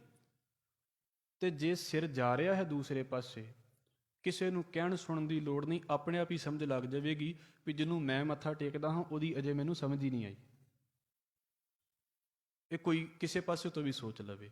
ਜੇ ਤੇ ਸਮਝ ਹੈ ਫਿਰ ਤੇ ਹੋਰ ਪਾਸੇ ਸਿਰ ਜਾਵੇਗਾ ਵੀ ਨਹੀਂ। ਸੌਖਾ ਜਿਹਾ ਸ਼ਬਦ ਹੈ, ਤੁਸੀਂ ਰੋਜ਼ ਪੜ੍ਹਦੇ ਜੇ। ਪਾਏ ਗਹੇ ਜਬ ਤੇ ਤੁਮਰੇ ਤਬ ਤੇ ਕਉ ਆਂਖ ਤਰੇ ਨਹੀਂ ਆਨਿਆ। ਮਹਾਰਾਜ ਜੀ, ਮੱਥੇ ਟੇਕਣ ਦੀ ਤੇ ਗੱਲ ਹੀ ਬੜੀ ਦੂਰ ਦੀ ਹੈ। ਮੈਂ ਤੇ ਅੱਖਾਂ ਹੇਠਾਂ ਵੀ ਨਹੀਂ ਲੈ ਕੇ ਆਉਂਦਾ, ਮੈਂ ਤਾਂ ਸੋਚਦਾ ਵੀ ਨਹੀਂ ਇਹਨਾਂ ਚੀਜ਼ਾਂ ਦੇ ਬਾਰੇ। ਅਸੀਂ ਕਰਦੇ ਹਾਂ, ਅਸੀਂ ਜਿਨ੍ਹਾਂ ਘਰਾਂ ਦੇ ਵਿੱਚੋਂ ਜੰਮੇ ਹੋਏ ਹਾਂ, ਜਿਨ੍ਹਾਂ ਘਰਾਂ 'ਚ ਵੱਡੇ ਹੋਏ ਹਾਂ, ਸਾਡੇ ਘਰਾਂ 'ਚ ਸਾਰਾ ਕੁਝ ਹੀ ਹੁੰਦਾ ਰਿਹਾ। ਪਰ ਜਿੱਦਣ ਸਮਝ ਲੱਗਦੀ ਹੈ ਗੁਰਮਤ ਦੀ, ਸਿੱਖੀ ਇਹੋ ਹੀ ਹੈ। ਗੁਰਸਿੱਖੀ ਦਾ ਕਰਮ ਇਹ ਗੁਰ ਫਰਮਾਏ ਗੁਰ ਸਿੱਖ ਕਰਨਾ। ਗੁਰੂ ਨੇ ਫਰਮਾਉਣਾ ਹੈ ਤੇ ਸਿੱਖ ਨੇ ਕਰਨਾ ਹੈ। ਜੋ ਜੋ ਕਰੀ ਜਾ ਰਿਹਾ ਹੈ ਉਹ ਉਹਨਾਂ ਸਿੱਖ ਹੈ, ਜਿੰਨਾ ਜਿੰਨਾ ਨਹੀਂ ਹੋ ਰਿਹਾ ਉਹਨਾਂ ਅਜੇ ਸਿੱਖ ਨਹੀਂ ਹੈ। ਸਿੱਖ ਜੰਮਦਾ ਨਹੀਂ ਹੈ, ਸਿੱਖ ਬਣਿਆ ਜਾਂਦਾ ਹੈ। ਔਰ ਗੁਰੂ ਅਮਰਦਾਸ ਸਾਹਿਬ ਮਹਾਰਾਜ ਇਹਨੂੰ ਕਹਿੰਦੇ ਨੇ, ਸੋ ਸਿੱਖ ਸਖਾ ਬੰਧਪ ਹੈ ਭਾਈ, ਜੇ ਗੁਰ ਕੇ ਭਾਣੇ ਵਿੱਚ ਆਵੇ। ਉਹੀ ਸਿੱਖ ਹੈ, ਉਹੀ ਮਿੱਤਰ ਹੈ, ਉਹੀ ਭਰਾ ਹੈ ਜਿਹੜਾ ਗੁਰੂ ਦੇ ਭਾਣੇ ਦੇ ਵਿੱਚ ਆ ਜਾਂਦਾ ਹੈ। ਜਿਹੜਾ ਨਹੀਂ ਆ ਰਿਹਾ ਉਹ ਆਪਣਾ ਰਸਤਾ ਵੱਖਰਾ ਲੈ ਕੇ ਤੁਰੀ ਜਾਵੇ, ਉਹ ਉਹਦੀ ਮਰਜ਼ੀ ਹੈ। ਕਹਿਣ ਨੂੰ ਆਪਣੇ ਮੂੰਹ ਮੈਂ ਵੀ ਕਹੀ ਜਾਵਾਂ ਮੈਂ ਬੜਾ ਵੱਡਾ ਸਿੱਖ ਹਾਂ, ਕਹਿਣ ਦੇ ਨਾਲ ਕੀ ਹੋ ਜਾਵੇਗਾ? ਮੈਨੂੰ 4 ਥਾਵਾਂ ਤੋਂ ਸਨਮਾਨ ਵੀ ਮਿਲ ਜਾਵੇ ਵੀ ਮੈਂ ਬੜਾ ਵੱਡਾ ਸਿੱਖ ਹਾਂ, ਮੇਰੇ ਸਨਮਾਨ ਮਿਲਣ ਦੇ ਨਾਲ ਕੀ ਹੋਵੇਗਾ? ਕੋਈ ਫਰਕ ਨਹੀਂ ਪੈਂਦਾ ਇਹਨਾਂ ਗੱਲਾਂ ਦੇ ਨਾਲ। ਇਸ ਕਰਕੇ ਮਹਾਰਾਜ ਕਹਿੰਦੇ ਨੇ, ਭਾਈ ਆਹ ਕਿੱਦਾਂ ਦਾ ਪਿਆਰ ਹੋਇਆ ਜਿਹੜਾ ਇੱਕ ਪਾਸੇ ਲੱਗਾ ਹੋਇਆ ਤੇ ਲੱਗ ਕੇ ਕਿਸੇ ਹੋਰ ਪਾਸੇ ਵੀ ਤੁਰ ਪਵੇ। ਅੱਜ ਕੱਲ੍ਹ ਨਾ ਦੁਨੀਆ ਦੇ ਵਿੱਚ ਹੋਸ਼ਾਪਨ ਜ਼ਿਆਦਾ ਆ ਗਿਆ, ਕਾਹਲੀ ਜ਼ਿਆਦਾ ਆ ਗਈ ਹੈ। ਅਸੀਂ ਹਰ ਇੱਕ ਚੀਜ਼ ਨੂੰ ਚਾਹੁੰਦੇ ਹਾਂ ਫਟਾਫਟ ਹੋ ਜਾਵੇ, ਫਟਾਫਟ ਹੋ ਜਾਵੇ। ਜਿੱਦਾਂ ਅਸੀਂ ਧਾਰਮਿਕ ਜ਼ਿੰਦਗੀ ਨੂੰ ਵੀ ਨਾ ਡਾਕਟਰ ਵਾਲਾ ਪਾਸਾ ਸਮਝਿਆ ਹੋਇਆ ਵੀ ਇਹ ਡਾਕਟਰ ਦੇ ਕੋਲ ਮੇਰਾ ਬੁਖਾਰ ਠੀਕ ਨਹੀਂ ਹੋਇਆ, ਹੁਣ ਮੈਂ ਡਾਕਟਰ ਬਦਲ ਕੇ ਵੇਖਾਂਗਾ। ਧਰਮ ਨਹੀਂ ਇੱਦਾਂ ਬਦਲੇ ਜਾਂਦੇ ਹੁੰਦੇ, ਧਰਮ ਕਦੀ ਨਹੀਂ ਇੱਦਾਂ ਬਦਲੇ ਜਾਂਦੇ। ਔਰ ਇਸੇ ਕਰਕੇ ਗੁਰਮਤ ਦੀ ਇੱਕ ਬੜੀ ਸੋਹਣੀ ਦਲੀਲ ਹੈ ਤੇ ਬੜੀ ਸੋਹਣੀ ਗੱਲ ਹੈ। ਮਹਾਰਾਜ ਪਤਾ ਕੀ ਕਹਿੰਦੇ ਨੇ? ਦਾਤਾਰ ਕਹਿੰਦੇ ਨੇ, ਇੱਕ ਚੀਜ਼ ਨੂੰ ਸਮਝ ਕੇ ਵੇਖੋ। ਜਗਤ ਜਲੰਦਾ ਰੱਖ ਲੈ ਆਪਣੀ ਕਿਰਪਾ ਧਾਰ, ਜਿਤ ਦੁਆਰੇ ਉਬਰੈ ਤਿਤੈ ਲੈਹੋ ਉਬਾਰ। ਮਹਾਰਾਜ ਕਹਿੰਦੇ ਨੇ ਵੀ ਤੁਸੀਂ ਜਿਸ ਵੀ ਧਰਮ ਦੇ ਨਾਲ ਸੰਬੰਧ ਰੱਖਦੇ ਹੋ, ਇਹ ਵੀ ਮੈਂ ਆਪ ਜੀ ਦੇ ਅੱਗੇ ਰੱਖ ਦੇਵਾਂ। ਤੁਹਾਡੇ ਵਿੱਚ ਕਈ ਸਹਿਜਧਾਰੀ ਵੀਰ ਬੈਠੇ ਹੁੰਦੇ ਨੇ, ਰੋਜ਼ ਹੀ ਆ ਕੇ ਬੈਠਦੇ ਨੇ, ਵੇਖੋ ਔਰ ਕਿੱਦਾਂ ਸੇਵਾ ਕਰਦੇ ਨੇ ਲੰਗਰ ਦੇ ਵਿੱਚ, ਆਪਾਂ ਸਾਰੇ ਵੇਖਦੇ ਹਾਂ। ਮਹਾਰਾਜ ਮੇਰੀ ਉਹਨਾਂ ਦੇ ਚਰਨਾਂ ਤੇ ਵੀ ਨਮਸਕਾਰ ਹੈ, ਸਾਡੇ ਨਾਲੋਂ ਬਹੁਤ ਚੰਗੇ ਨੇ। ਪਰ ਜਦੋਂ ਸਤਿਗੁਰੂ ਇਸ ਗੱਲ ਨੂੰ ਕਹਿ ਰਹੇ ਨੇ ਵੀ ਭਾਈ ਅਸਲ ਦੇ ਵਿੱਚ ਸਿੱਖ ਉਹ ਹੈ ਜਿਹਨੇ ਭਾਣੇ ਦੇ ਵਿੱਚ ਆਉਣਾ ਸ਼ੁਰੂ ਕਰ ਦਿੱਤਾ ਹੈ, ਜਿਹਨੇ ਰਜ਼ਾ ਨੂੰ ਮੰਨਣਾ ਸ਼ੁਰੂ ਕਰ ਦਿੱਤਾ ਹੈ। ਮੇਰੇ ਵਰਗਾ ਤਿਆਰ ਬਰ ਤਿਆਰ ਵੀ ਸਮਝਦਾ ਹੋਵੇ ਆਪਣੇ ਆਪ ਨੂੰ, ਪਰ ਜੇ ਕਿਤੇ ਪਿਆਰ ਸਤਿਗੁਰੂ ਦੇ ਘਰ ਨੂੰ ਛੱਡ ਕੇ ਤੇ ਕਿਸੇ ਹੋਰ ਪਾਸੇ ਲੱਗਾ ਹੋਇਆ ਹੈ ਵੀ ਗੁਰੂ ਗ੍ਰੰਥ ਸਾਹਿਬ ਮਹਾਰਾਜ ਨੂੰ ਵੀ ਮੰਨ ਲਿਆ ਜਾਵੇ, ਤੇ ਗੁਰੂ ਗ੍ਰੰਥ ਸਾਹਿਬ ਮਹਾਰਾਜ ਕਹਿੰਦਾ ਹੈ ਦੁਬਿਧਾ ਨਾ ਪੜੋ ਹਰ ਬਿਨ ਹੋਰ ਨਾ ਪੂਜੋ, ਮੜ੍ਹੈ ਮਸਾਣ ਨਾ ਜਾਈ। ਇਹ ਗੁਰੂ ਗ੍ਰੰਥ ਸਾਹਿਬ ਮਹਾਰਾਜ ਕਹਿ ਰਿਹਾ ਤੇ ਮੈਂ ਫਿਰ ਮੜੀਆਂ ਮਸਾਣਾ ਤੇ ਵੀ ਤੁਰਿਆ ਫਿਰਾਂ। ਇਹਦਾ ਮਤਲਬ ਕੀ ਹੋ ਗਿਆ ਵੀ ਇੱਥੇ ਜਿਹੜਾ ਮੇਰਾ ਸਿਰ ਝੁਕਦਾ ਪਿਆ ਨਾ, ਉਹ ਮੈਂ ਲਫ਼ਜ਼ ਵਰਤਦਾ ਪਿਆ ਹਾਂ, ਮਹਾਰਾਜ ਬਖਸ਼ ਲਵੇ, ਉਹ ਸਿਰਫ ਨਾਂ ਦਾ ਹੀ ਝੁਕਦਾ ਪਿਆ। ਮੈਨੂੰ ਪਤਾ ਹੀ ਨਹੀਂ ਵੀ ਮੈਂ ਕਿਹਨੂੰ ਮੱਥਾ ਟੇਕੀ ਜਾ ਰਿਹਾ, ਮੈਨੂੰ ਪਤਾ ਹੀ ਨਹੀਂ ਹੈ। ਔਰ ਇਸੇ ਕਰਕੇ ਸ਼ਾਇਦ ਆਪ ਜੀ ਨੇ ਭਾਈ ਰਣਧੀਰ ਸਿੰਘ ਹੋਣਾ ਦਾ ਇੱਕ ਸਵਾਲ ਜਵਾਬ ਹੈ ਟਰੈਕਟ ਦੇ ਰੂਪ ਦੇ ਵਿੱਚ, ਜਿਹਦੇ ਵਿੱਚ ਉਹ ਗੱਲ ਕਰਦੇ ਨੇ, ਮੈਂ ਪਹਿਲਾਂ ਵੀ ਕਦੀ ਸਾਂਝਾ ਕਰਦਾ ਹੁੰਦਾ ਹਾਂ ਕਿ ਉਹਨਾਂ ਨੂੰ ਪੁੱਛਿਆ ਗਿਆ ਸੀ ਵੀ ਕੀ ਗੁਰੂ ਗ੍ਰੰਥ ਸਾਹਿਬ ਮਹਾਰਾਜ ਦੀ ਪੂਜਾ ਮੂਰਤੀ ਪੂਜਾ ਦੇ ਵਰਗੀ ਹੈ? ਜਦੋਂ ਗੁਰੂ ਗ੍ਰੰਥ ਸਾਹਿਬ ਮਹਾਰਾਜ ਨੂੰ ਮੱਥਾ ਟੇਕਦੇ ਹਾਂ ਤੇ ਤੁਸੀਂ ਵੀ ਵੇਖਦੇ ਜੇ ਲੋਕ ਮੰਦਿਰ ਦੇ ਵਿੱਚ ਜਾਂਦੇ ਨੇ, ਉਹ ਵੀ ਤੇ ਮੂਰਤੀ ਨੂੰ ਮੱਥਾ ਟੇਕਦੇ ਨੇ। ਅਸੀਂ ਗੁਰੂ ਗ੍ਰੰਥ ਸਾਹਿਬ ਮਹਾਰਾਜ ਨੂੰ ਆ ਕੇ ਮੱਥਾ ਟੇਕਦੇ ਹਾਂ, ਸਾਡਾ ਤੇ ਉਹਨਾਂ ਦੇ ਵਿੱਚ ਫਰਕ ਕੀ ਹੈ? ਭਾਈ ਰਣਧੀਰ ਸਿੰਘ ਨੂੰ ਸਵਾਲ ਸੀ ਵੀ ਕਿ ਗੁਰੂ ਗ੍ਰੰਥ ਸਾਹਿਬ ਮਹਾਰਾਜ ਦੀ ਪੂਜਾ ਮੂਰਤੀ ਪੂਜਾ ਹੈ? ਤੇ ਉਹਨਾਂ ਨੇ ਜਵਾਬ ਦਿੱਤਾ ਸੀ ਵੀ ਭਾਈ ਸਿੱਖ ਜਿਹੜਾ ਹੈ ਨਾ, ਉਹ ਆਕਾਰ ਦਾ ਪੁਜਾਰੀ ਨਹੀਂ ਹੈ, ਸਾਈਜ਼ ਦਾ ਪੁਜਾਰੀ ਨਹੀਂ ਹੈ, ਤੇ ਨਾ ਹੀ ਸਿੱਖ ਰੁਮਾਲਿਆਂ ਦਾ ਪੁਜਾਰੀ ਹੈ। ਇਹ ਜ਼ਰੂਰੀ ਨੇ ਸਾਰੀਆਂ ਚੀਜ਼ਾਂ। ਰੁਮਾਲੇ ਦਾ ਸਤਿਕਾਰ ਹੋਣਾ ਚਾਹੀਦਾ ਹੈ, ਸਾਈਜ਼ ਦਾ ਸਤਿਕਾਰ ਹੋਵੇਗਾ, ਪੋਥੀ ਦਾ ਸਤਿਕਾਰ ਹੋਵੇਗਾ, ਇਹਦੇ ਵਿੱਚ ਕੋਈ ਸ਼ੱਕ ਨਹੀਂ। ਗੁਰੂ ਗ੍ਰੰਥ ਸਾਹਿਬ ਸਾਡਾ ਗੁਰੂ ਹੈ, ਸਤਿਕਾਰ ਹੈ ਉਹਦਾ। ਪਰ ਭਾਈ ਰਣਧੀਰ ਸਿੰਘ ਕਹਿੰਦੇ ਨੇ ਵੀ ਅਸਲ ਦੇ ਵਿੱਚ ਜੋ ਬਾਣੀ ਨੂੰ ਪੜ੍ਹ ਕੇ ਉਹਦੇ ਵਿੱਚੋਂ ਉਹਨੂੰ ਗੁਰੂ ਦੇ ਦਰਸ਼ਨ ਹੁੰਦੇ ਨੇ, ਉਹ ਉਸ ਨੂੰ ਸਜਦਾ ਕਰਦਾ ਹੈ ਵੀ ਮੇਰਾ ਸਿਰ ਝੁਕ ਗਿਆ ਹੈ ਤੇਰੇ ਅੱਗੇ, ਮੱਥਾ ਆਪਣੇ ਆਪ ਝੁਕ ਜਾਵੇ। ਝੁਕਾਉਣ ਦਾ ਕੀ ਹੋਇਆ? ਮੱਥਾ ਝੁਕ ਜਾਣਾ ਚਾਹੀਦਾ ਹੈ। ਤੇ ਉਹ ਕਹਿੰਦੇ ਨੇ ਵੀ ਐਡੀ ਡੂੰਘੀ ਗੱਲ ਤੇ ਇਹ ਹੈ ਵੀ ਜਿੰਨੇ ਸਿੱਖ ਨੇ ਸਾਰੇ ਇਹੋ ਹੀ ਸੋਚ ਕੇ ਮੱਥਾ ਟੇਕਦੇ ਨੇ ਵੀ ਤੁਸੀਂ ਤੇ ਇਹ ਕਹਿੰਦੇ ਜੇ ਵੀ ਸਿੱਖ ਕੱਲੇ ਗੁਰੂ ਗ੍ਰੰਥ ਸਾਹਿਬ ਮਹਾਰਾਜ ਨੂੰ ਜੋ ਦਿਸਦਾ ਹੈ ਕੱਲੇ ਇਹਨੂੰ ਮੱਥਾ ਨਹੀਂ ਟੇਕਦਾ, ਜੋ ਉਹਦੇ ਵਿੱਚ ਸ਼ਬਦ ਹੈ, ਜੋ ਉਹਦੇ ਵਿੱਚ ਸ਼ਬਦ ਪੜ੍ਹ ਕੇ ਉਹਨੂੰ ਅਧਿਆਤਮ ਹਾਸਲ ਹੁੰਦਾ ਹੈ, ਬੰਦਗੀ ਹਾਸਲ ਹੁੰਦੀ ਹੈ, ਉਸ ਬੰਦਗੀ ਦੇ ਇਵਜ਼ ਦੇ ਵਜੋਂ ਉਹਦਾ ਸਿਰ ਝੁਕ ਜਾਂਦਾ ਹੈ ਗੁਰੂ ਗ੍ਰੰਥ ਸਾਹਿਬ ਮਹਾਰਾਜ ਦੇ ਅੱਗੇ। ਤੇ ਕੀ ਸਾਰੇ ਸਿੱਖ ਹੀ ਇਦਾਂ ਦੇ ਨੇ ਵੀ ਜਿਨ੍ਹਾਂ ਨੂੰ ਇੰਨਾ ਪਤਾ ਹੈ ਸਿੱਖਾਂ ਨੂੰ ਵੀ ਅਸੀਂ ਕਿਹਨੂੰ ਮੱਥਾ ਟੇਕਦੇ ਪਏ ਹਾਂ? ਤੇ ਅੱਗੋਂ ਉਹਨਾਂ ਦਾ ਜਵਾਬ ਸੀ ਵੀ ਤੁਸੀਂ ਉਹਨੂੰ ਸਿੱਖ ਮੰਨਦੇ ਜੇ ਜਿਹਨੂੰ ਇਹ ਹੀ ਨਹੀਂ ਪਤਾ ਵੀ ਗੁਰੂ ਗ੍ਰੰਥ ਸਾਹਿਬ ਅੱਗੇ ਮੱਥਾ ਟੇਕਦਾ ਪਿਆ ਤੇ ਗੁਰੂ ਗ੍ਰੰਥ ਸਾਹਿਬ ਦੇ ਵਿੱਚ ਹੈ ਕੀ ਹੈ। ਫਿਰ ਸੁਣਨਾ ਤਾਂ ਬੁਰਾ ਲੱਗਦਾ ਨਾ ਵੀ ਸਾਡੇ 10-12 ਸਾਲਾਂ ਦੀ ਮਿਹਨਤ ਤੇ ਕੋਈ ਮਿੰਟ 'ਚ ਪਾਣੀ ਮਾਰ ਕੇ ਚਲਾ ਜਾਵੇ ਵੀ ਤੁਸੀਂ ਸਿੱਖ ਮੰਨਦੇ ਜੇ, ਮੈਂ ਲੜਾਂ ਉਸੇ ਵੇਲੇ ਵੀ ਤੁਸੀਂ ਕਿਉਂ ਨਹੀਂ, ਮੈਂ ਕਿਉਂ ਨਹੀਂ, ਮੈਂ ਹਾਂ ਸਿੱਖ, ਤੇ ਲੜੀ ਜਾਓ। ਲੜਨ ਦੇ ਨਾਲ ਕੀ ਹੋਵੇਗਾ? ਮੈਂ ਲੜੀ ਜਾਵਾਂ ਇੱਥੇ ਬੈਠਾ ਵੀ ਮੈਂ ਸਿੱਖ ਹਾਂ, ਮੇਰੇ ਕਹਿਣ ਦੇ ਨਾਲ ਕੀ ਹੋ ਜਾਵੇਗਾ? ਕੋਈ ਫਰਕ ਨਹੀਂ ਪੈਂਦਾ। ਮੈਂ ਵਾਰ-ਵਾਰ ਇਸ ਗੱਲ ਨੂੰ ਕਹਿ ਰਿਹਾ। ਸਤਿਗੁਰੂ ਕਹਿੰਦੇ ਇਹ ਕਿਨੇ ਹੀ ਆਸ਼ਕੀ ਦੂਜਾ ਲੱਗਿਆ ਜਾਏ। ਉਹ ਭਾਈ ਜੇ ਹੋਰ ਪਾਸੇ ਵੀ ਜਾਣ ਨੂੰ ਜੀ ਕਰਦਾ ਹੈ ਤੇ ਮਨ ਦੇ ਵਿੱਚ ਇੱਕ ਮਨੋਰੰਜਨ ਜੇ ਵਾਂਗੂ ਗੁਰਦੁਆਰਾ ਸਮਝਿਆ ਹੋਇਆ ਹੈ ਵੀ ਚਲੋ 2-4 ਮਿੰਟ ਲਾਈਏ, 10-15 ਮਿੰਟ ਫਲਾਣਿਆਂ ਨੂੰ ਮਿਲਾਵਾਂਗੇ, ਦਿਨ ਬੜੇ ਹੋ ਗਏ ਨੇ, ਘਰੋਂ ਬਾਹਰ ਨਿਕਲਣ ਦਾ ਬੜਾ ਵਧੀਆ ਮੌਕਾ ਹੈ। ਤੇ ਫਿਰ ਕਈ ਤੇ ਇੱਦਾਂ ਹੁੰਦੇ ਵੀ ਤੁਸੀਂ ਵੇਖੋ ਉਧਰੋਂ ਸੁੱਖ ਹਾਸਲ ਹੋ ਜਾਂਦਾ, ਫਿਰ ਗੁਰਦੁਆਰੇ ਵੱਲ ਨੂੰ ਆ ਰਹੇ ਹੁੰਦੇ ਨੇ। ਕੀ ਕਰਦੇ ਪਏ ਅਸੀਂ?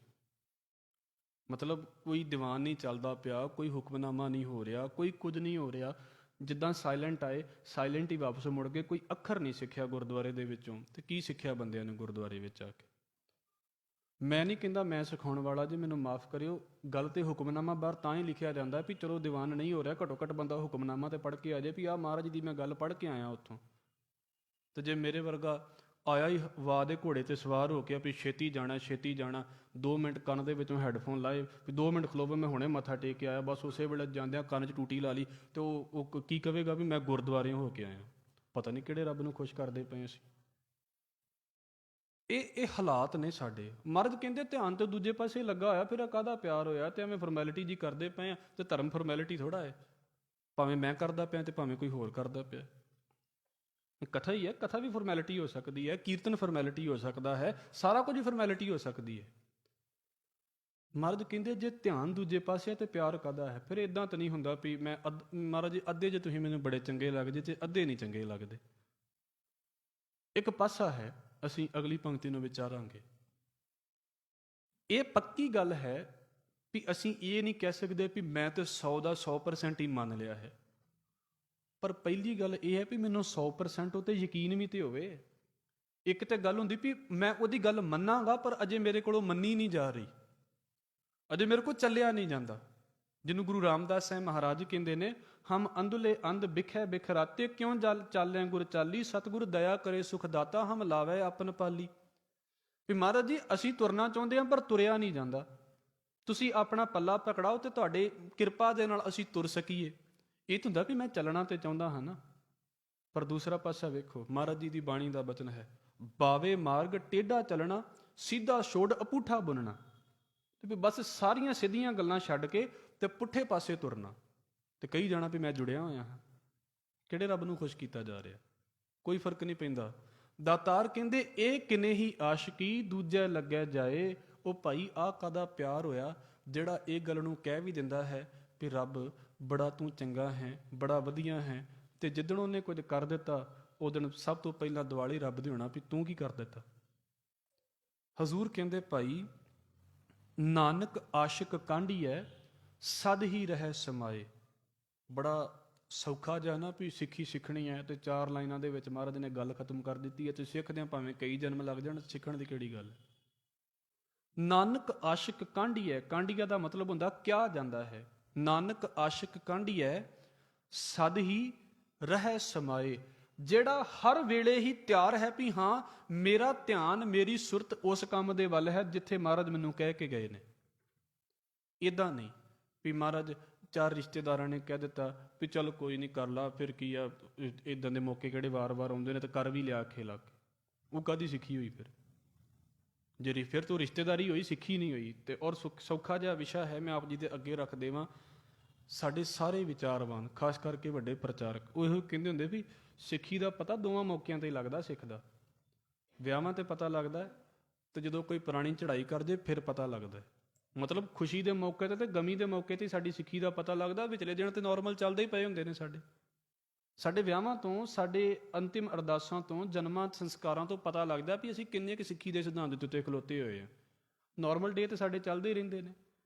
ਇਸ ਕਰਕੇ ਉਦੋਂ ਅਸੀਂ ਵੇਖੀਏ, ਉਦੋਂ ਫਿਰ ਸਾਡੇ 50 ਰਿਸ਼ਤੇਦਾਰ ਹੁੰਦੇ ਨੇ। ਉਹ ਕੋਈ ਨਹੀਂ ਕਰ ਲਾ, ਇਹ ਕਿਹੜਾ ਜ਼ਿੰਦਗੀ 'ਚ ਵਾਰ-ਵਾਰ ਦਿਨ ਆ ਰਿਹਾ, ਬਸ ਫਿਰ ਲੱਗ ਗਏ ਰਿਸ਼ਤੇਦਾਰਾਂ ਦੇ ਆਖੇ। ਫਿਰ ਰਿਸ਼ਤੇਦਾਰਾਂ ਦੀ ਸਿੱਖੀ ਹੋ ਗਈ, ਗੁਰੂ ਦੀ ਸਿੱਖੀ ਤੇ ਰਹੀ ਨਹੀਂ। ਹਜ਼ੂਰ ਕਹਿੰਦੇ ਨਾਨਕ ਆਸ਼ਿਕ ਕਾਂਢੀਐ। ਉਹ ਇਹਨੂੰ ਸ਼ਾਇਦ ਭਾਈ ਪੰਥਪ੍ਰੀਤ ਸਿੰਘ ਹੁਣੀ ਇੱਦਾਂ ਬੋਲਦੇ ਹੁੰਦੇ ਸੀ ਵੀ ਉਹ ਪੰਜਾਬ ਦੇ ਵਿੱਚ ਤੁਸੀਂ ਜਾਓਗੇ ਨਾ, ਇੱਕ ਲਾਈਨ ਬੜੀ ਬੋਲਦੇ ਹੁੰਦੇ, ਮੇਰਾ ਰੁੱਸੇ ਨਾ ਕਲਗੀਆਂ ਵਾਲਾ, ਜੱਗ ਭਾਵੇਂ ਸਾਰਾ ਰੁੱਸ ਜੇ। ਤੇ ਜਦੋਂ ਮੁੰਡੇ ਦਾ ਵਿਆਹ ਹੋਇਆ ਵੀ ਮੇਰਾ ਫੁੱਫੜ ਨਾ ਰੁੱਸ ਜੇ। ਮੇਰਾ ਮਾਸੜ ਨਾ ਰੁੱਸ ਜੇ, ਮੇਰੀ ਭੂਆ ਨਾ ਰੁੱਸ ਜੇ, ਉਦੋਂ ਫਿਰ ਸਾਰੇ ਹੀ ਖੁਸ਼ ਕਰ ਲਏ। ਫਿਰ ਮਹਾਰਾਜ ਰੁੱਸ ਜਾ ਤੇ ਰੁੱਸਦਾ ਰਹੇ, ਫਿਰ ਕਿਹੜੀ ਗੱਲ ਹੈ, ਪਾਠ ਤੇ ਕਰਾ ਹੀ ਲਿਆ ਸੀ। ਇਹ ਸਮਝਣ ਦੇ ਵਿਸ਼ੇ ਨੇ। ਇਹ ਐਵੇਂ ਨਹੀਂ ਵੀ ਬਸ ਗੱਲ ਆ ਕੇ ਤੇ ਸੁੱਟ ਦਿੱਤੀ ਗਈ। ਮਹਾਰਾਜ ਦੇ ਕੋਲੋਂ ਮੰਗੀਏ ਵੀ ਸੱਚੇ ਪਾਤਸ਼ਾਹ ਤੇਰੇ ਤੋਂ ਭਰੋਸਾ ਬਣਿਆ ਰਵੇ। ਇਸੇ ਕਰਕੇ ਅਰਦਾਸ ਦੇ ਵਿੱਚ ਮੰਗਦੇ ਹਾਂ ਸਿੱਖਾਂ ਨੂੰ ਸਿੱਖੀ ਦਾਨ, ਕੇਸ ਦਾਨ, ਰਹਿਤ ਦਾਨ, ਭਰੋਸਾ ਦਾਨ। ਭਰੋਸਾ ਕਿਉਂ ਮੰਗਿਆ ਗਿਆ? ਵੀ ਤੇਰੇ ਉੱਤੇ ਭਰੋਸਾ ਵੀ ਤੇ ਆਵੇ। ਜੇ ਭਰੋਸਾ ਨਹੀਂ ਹੋਵੇਗਾ ਤੇ ਉਹਦੀ ਗੱਲ ਸਾਨੂੰ ਸਹੀ ਲੱਗੇਗੀ ਨਹੀਂ। ਪਹਿਲਾਂ ਉਹਦੇ ਤੇ ਭਰੋਸਾ ਹੋਵੇਗਾ ਤੇ ਉਹਦੀ ਗੱਲ ਨੂੰ ਮੰਨਾਂਗੇ। ਇਸ ਕਰਕੇ ਸਤਿਗੁਰੂ ਕਹਿੰਦੇ ਨਾਨਕ ਆਸ਼ਿਕ ਕਾਂਢੀਐ ਸਦ ਹੀ ਰਹਿ ਸਮਾਏ। ਪਰ ਗੁਰੂ ਸਾਹਿਬ ਕੀ ਕਹਿੰਦੇ ਨੇ? ਭਾਈ ਚੰਗਾ ਕਰ ਮੰਨੇ। ਰੱਬ ਨੇ ਚੰਗਾ ਕਰ ਦਿੱਤਾ ਕੁਝ ਤੇ ਉਦੋਂ ਫਿਰ ਤੂੰ ਬਹੁਤ ਵਧੀਆ ਕੀਤਾ ਮੇਰੇ ਲਈ। ਰੱਬ ਤੇ ਬਹੁਤ ਦਿਆਲੂ ਹੈ, ਰੱਬ ਬੜਾ ਕਿਰਪਾਲੂ ਹੈ, ਰੱਬ ਤੇ ਲਹਿਰਾਂ ਬਹਿਰਾਂ ਲਾ ਛੱਡਦਾ ਹੈ। ਫਿਰ ਰੱਬ ਕਿੰਨਾ ਵਧੀਆ ਲੱਗਦਾ ਨਾ, ਵੀ ਜਿਹੜੀ ਚੀਜ਼ ਚਾਹੀਦੀ ਹੈ ਸ਼ਾਮਾਂ ਨੂੰ ਮਿਲ ਜਾਂਦੀ ਹੈ, ਜਿਹੜੀ ਚੀਜ਼ ਚਾਹੀਦੀ ਹੈ ਮਤਲਬ ਬੜੀ ਵੱਡੀ ਖੁਸ਼ੀ ਹੈ। ਤੇ ਬਸ ਫਿਰ ਰੱਬ ਬਹੁਤ ਵਧੀਆ, ਰੱਬ ਬਹੁਤ ਵਧੀਆ। ਰੱਬ ਨਾ ਕਰੇ ਕਿਤੇ ਦਿਨ ਪੁੱਠੇ ਹੋਣੇ ਸ਼ੁਰੂ ਹੋ ਜਾਣ, ਫਿਰ ਵੇਖੋ ਹੁਣ ਨਹੀਂ ਅਸੀਂ ਗੁਰਦੁਆਰੇ ਆਇਆ ਕਰਨਾ ਜੀ। ਕਿਉਂ ਨਹੀਂ ਜੀ? ਹੁਣ ਸਾਡੀਆਂ ਅਰਦਾਸਾਂ ਨਹੀਂ ਸੁਣੀਆਂ ਜਾਂਦੀਆਂ। ਬੜਾ ਰੱਬ ਤੇ ਭਰੋਸਾ ਕਰਕੇ ਵੇਖ ਲਿਆ, ਸਾਡੀ ਤਾਂ ਉਹਨੇ ਸੁਣੀ ਨਹੀਂ। ਬੜਾ ਰੱਬ ਨੂੰ ਬੇਨਤੀਆਂ ਕਰਕੇ ਵੇਖ ਲਿਆ, ਸਾਡੀ ਤੇ ਗੱਲ ਉਹਨੇ ਮੰਨੀ ਨਹੀਂ। ਤੇ ਮਹਾਰਾਜ ਕਹਿੰਦੇ ਮਤਲਬ ਤੁਹਾਡਾ ਰੱਬ ਦੇ ਨਾਲ ਸੰਬੰਧ ਇਸੇ ਗੱਲ ਦਾ ਨਾਲ ਸੀ ਨਾ, ਵੀ ਮਤਲਬ ਜਦੋਂ ਤੱਕ ਰੱਬਾ ਤੂੰ ਚੀਜ਼ਾਂ ਦੇਈ ਜਾਣਾ, ਪਾਠ ਸਾਡੇ ਕੋਲੋਂ ਰਿਵਾਰਡ ਦੇ ਵਿੱਚ ਲਈ ਜਾ। ਜੇ ਤੂੰ ਚੀਜ਼ਾਂ ਨਹੀਂ ਦੇਣੀਆਂ ਤਾਂ ਪਾਠ ਵੀ ਬੰਦ ਹੈ, ਤੇਰੇ ਨਾਲ ਸਾਡਾ ਕੋਈ ਸੰਬੰਧ ਨਹੀਂ। ਇਹ ਕੀ ਹੋ ਗਿਆ? ਇਹ ਸਿੱਖੀ ਕਾਹਦੀ? ਇਹ ਤਾਂ ਸੌਦੇਬਾਜ਼ੀ ਹੋਈ ਹੈ। ਇਹ ਸੌਦੇਬਾਜ਼ੀ ਹੈ। ਮੈਂ ਸਿੱਧੇ ਲਫ਼ਜ਼ ਵਰਤਦਾ ਪਿਆ ਹਾਂ, ਥੋੜ੍ਹਾ ਜਿਹਾ ਸਮਝ ਲੈਣਾ ਇਸ ਗੱਲ ਨੂੰ, ਕਿਉਂਕਿ ਇਹ ਅੱਜ ਵਿਸ਼ਾ ਲਗਭਗ ਵੱਖਰਾ ਹੀ ਚੱਲਦਾ ਪਿਆ ਹੈ। ਹਜ਼ੂਰ ਕਹਿੰਦੇ ਨੇ ਚੰਗਾ ਕਰ ਮੰਨੇ, ਮੰਦਾ ਮੰਦਾ ਹੋਏ। ਇਹ ਨਹੀਂ ਵੀ ਰੱਬ ਨੇ ਜੋ ਮੇਰੇ ਲਈ ਚੰਗਾ ਕਰ ਦਿੱਤਾ ਹੈ ਉਹ ਤੇ ਬਹੁਤ ਵਧੀਆ ਹੈ, ਪਰ ਜੇ ਕਿਤੇ ਕੁਝ ਮਾੜਾ ਹੋ ਗਿਆ ਹੈ ਜਿਹਨੂੰ ਮੈਨੂੰ ਲੱਗਦਾ ਵੀ ਮਾੜਾ ਹੈ, ਮੰਦਾ ਹੋਏ, ਮੰਦੇ ਨੂੰ ਕਹਿ ਦਿੱਤਾ ਵੀ ਰੱਬ ਨੇ ਬਹੁਤ ਮਾੜਾ ਕਰ ਦਿੱਤਾ ਮੇਰੇ ਨਾਲ। ਹਜ਼ੂਰ ਕਹਿੰਦੇ ਆਸ਼ਿਕ ਇਹ ਨਾ ਆਖੀਐ ਜੇ ਲਿਖਿਆ ਵਰਤੈ ਸੋਏ। ਉਹਨੂੰ ਆਸ਼ਿਕ ਨਹੀਂ ਜੇ ਆਖਿਆ ਜਾਂਦਾ ਜਿਹੜਾ ਹਿਸਾਬਾਂ ਕਿਤਾਬਾਂ 'ਚ ਵਰਤਦਾ, ਜਿਹੜਾ ਹਿਸਾਬ ਕਿਤਾਬ ਰੱਖ ਕੇ ਚੱਲਦਾ ਵੀ ਵੇਖ ਲਾ 40 ਦਿਨ ਪਾਠ ਕੀਤੇ, ਹੁਣ ਇੰਨਾ ਕੁਝ ਤੇ ਚਾਹੀਦਾ ਹੀ ਹੈ। ਮਹਾਰਾਜ ਕਹਿੰਦੇ ਉਹ ਆਸ਼ਿਕ ਨਹੀਂ ਹੋ ਸਕਦਾ, ਉਹ ਵਪਾਰੀ ਤੇ ਹੋ ਸਕਦਾ ਹੈ, ਉਹ ਵਪਾਰੀ ਹੋ ਸਕਦਾ ਹੈ। ਔਰ ਤੁਸੀਂ ਮਾਫ਼ ਕਰਨਾ, ਮੈਂ ਬਾਣੀ ਦੀ ਪੰਕਤੀ ਆਪ ਜੀ ਦੇ ਅੱਗੇ ਰੱਖ ਦੇਵਾਂ। ਸਾਨੂੰ ਨਹੀਂ ਪਤਾ ਵੀ ਅਸੀਂ ਕਿੱਥੇ ਕਿਤੇ ਖੜੇ ਹੋਏ ਹਾਂ, ਮਹਾਰਾਜ ਬਖਸ਼ ਲਵੇ। ਹਜ਼ੂਰ ਕਹਿੰਦੇ ਕੋਟ ਮੱਧੇ ਕੋ ਵਿਰਲਾ ਸੇਵਕ ਹੋਰ ਸਗਲੇ ਬਿਵਹਾਰੀ।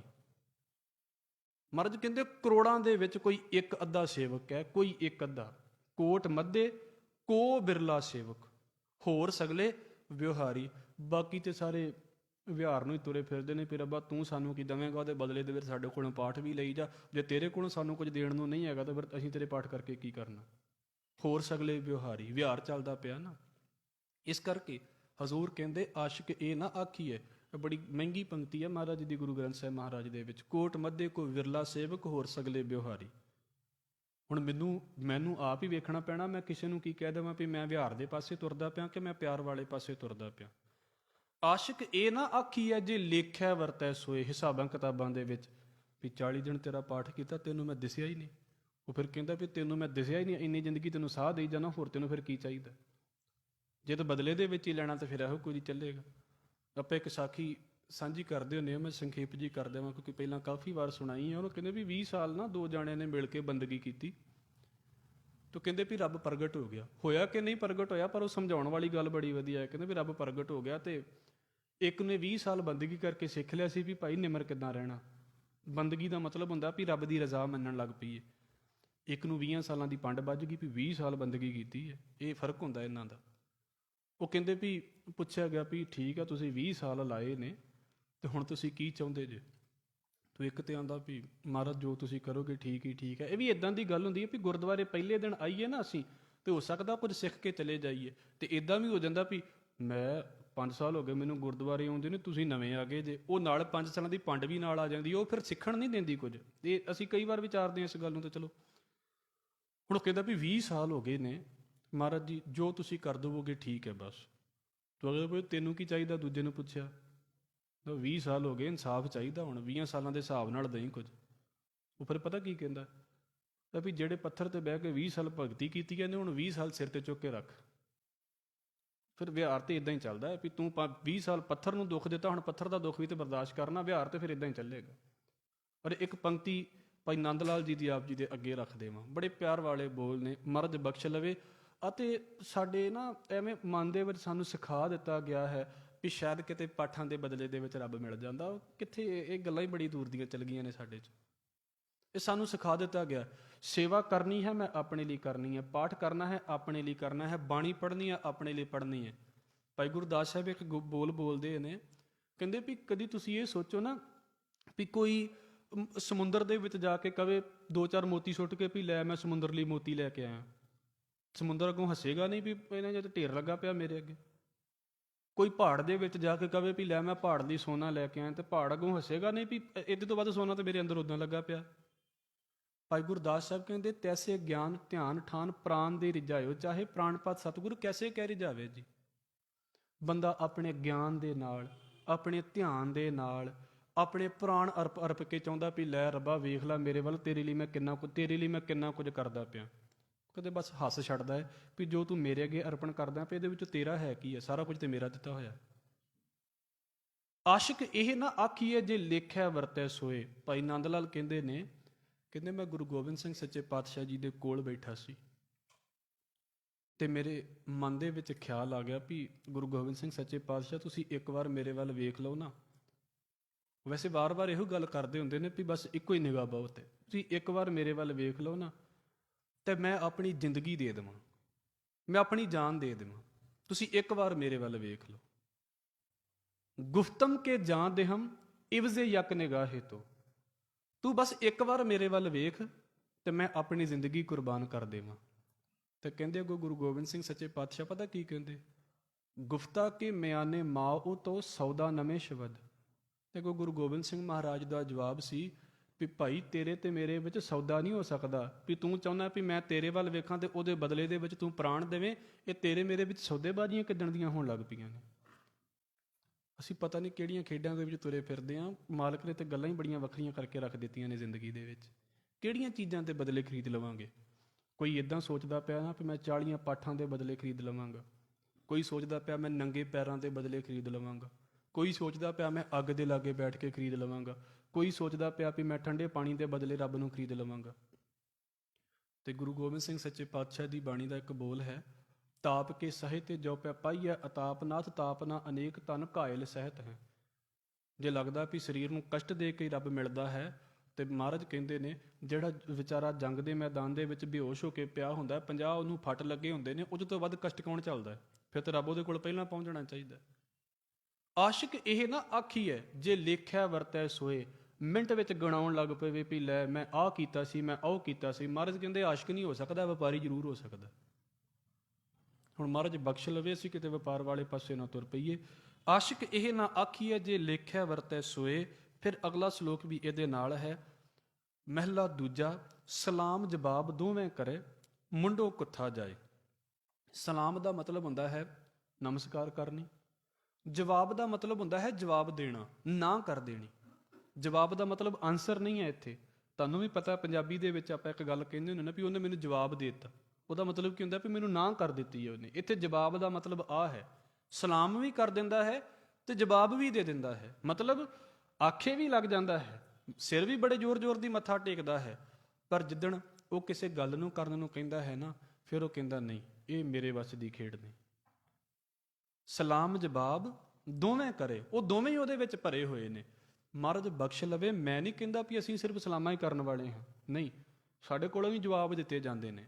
ਪਰ ਮਹਾਰਾਜ ਬਖਸ਼ ਲਵੇ ਅਸੀਂ ਇਸ ਪਾਸੇ ਨਾ ਤੁਰੀਏ ਵੀ ਬੜੀ ਆਕੜ ਦੇ ਵਿੱਚ ਮੈਂ ਜਵਾਬ ਦੇ ਰਿਹਾ, ਨਹੀਂ, ਮਹਾਰਾਜ ਬਖਸ਼ ਲਵੇ ਕਿਤੇ ਇਸ ਪਾਸੇ ਤੋਂ ਸਲਾਮ ਕਰਨ ਦੀ ਆਦਤ ਨਾ ਹੋ ਜਾਵੇ, ਕੱਲੀ ਤੇ ਨਾਲ ਜਵਾਬ ਵੀ ਨਾ ਆ ਜਾਵੇ ਵੀ ਮਹਾਰਾਜ ਨਹੀਂ ਆਹ ਗੱਲ ਨਹੀਂ ਤੇਰੀ ਮੰਨੀ ਜਾਂਦੀ। ਉਹ ਸੌਖਾ ਜਿਹਾ ਆਪਾਂ ਪਿੱਛੇ ਜੇ ਇੱਕ ਦਿਨ ਵਿਚਾਰ ਕੇ ਆਏ ਹਾਂ ਵੀ ਜਿਸ ਵੇਲੇ ਮੁਕਤਸਰ ਸਾਹਿਬ ਮਹਾਰਾਜ ਜੀ ਪਹੁੰਚੇ ਸੀ ਖਿਜਰਾਣੇ, ਤੇ ਗੁਰੂ ਗੋਬਿੰਦ ਸਿੰਘ ਸੱਚੇ ਪਾਤਸ਼ਾਹ ਨੂੰ ਜਿਹੜੇ ਸਿੱਖ ਸੀ ਨਾ ਉਹ ਆ ਕੇ ਮਿਲੇ ਸੀ, ਜਿਨ੍ਹਾਂ ਦੇ ਬਾਰੇ ਅਸੀਂ ਪੜ੍ਹਦੇ ਹਾਂ ਵੀ ਬੇਦਾਵਾ ਦੇ ਕੇ ਗਏ ਮਹਾਰਾਜ ਨੂੰ।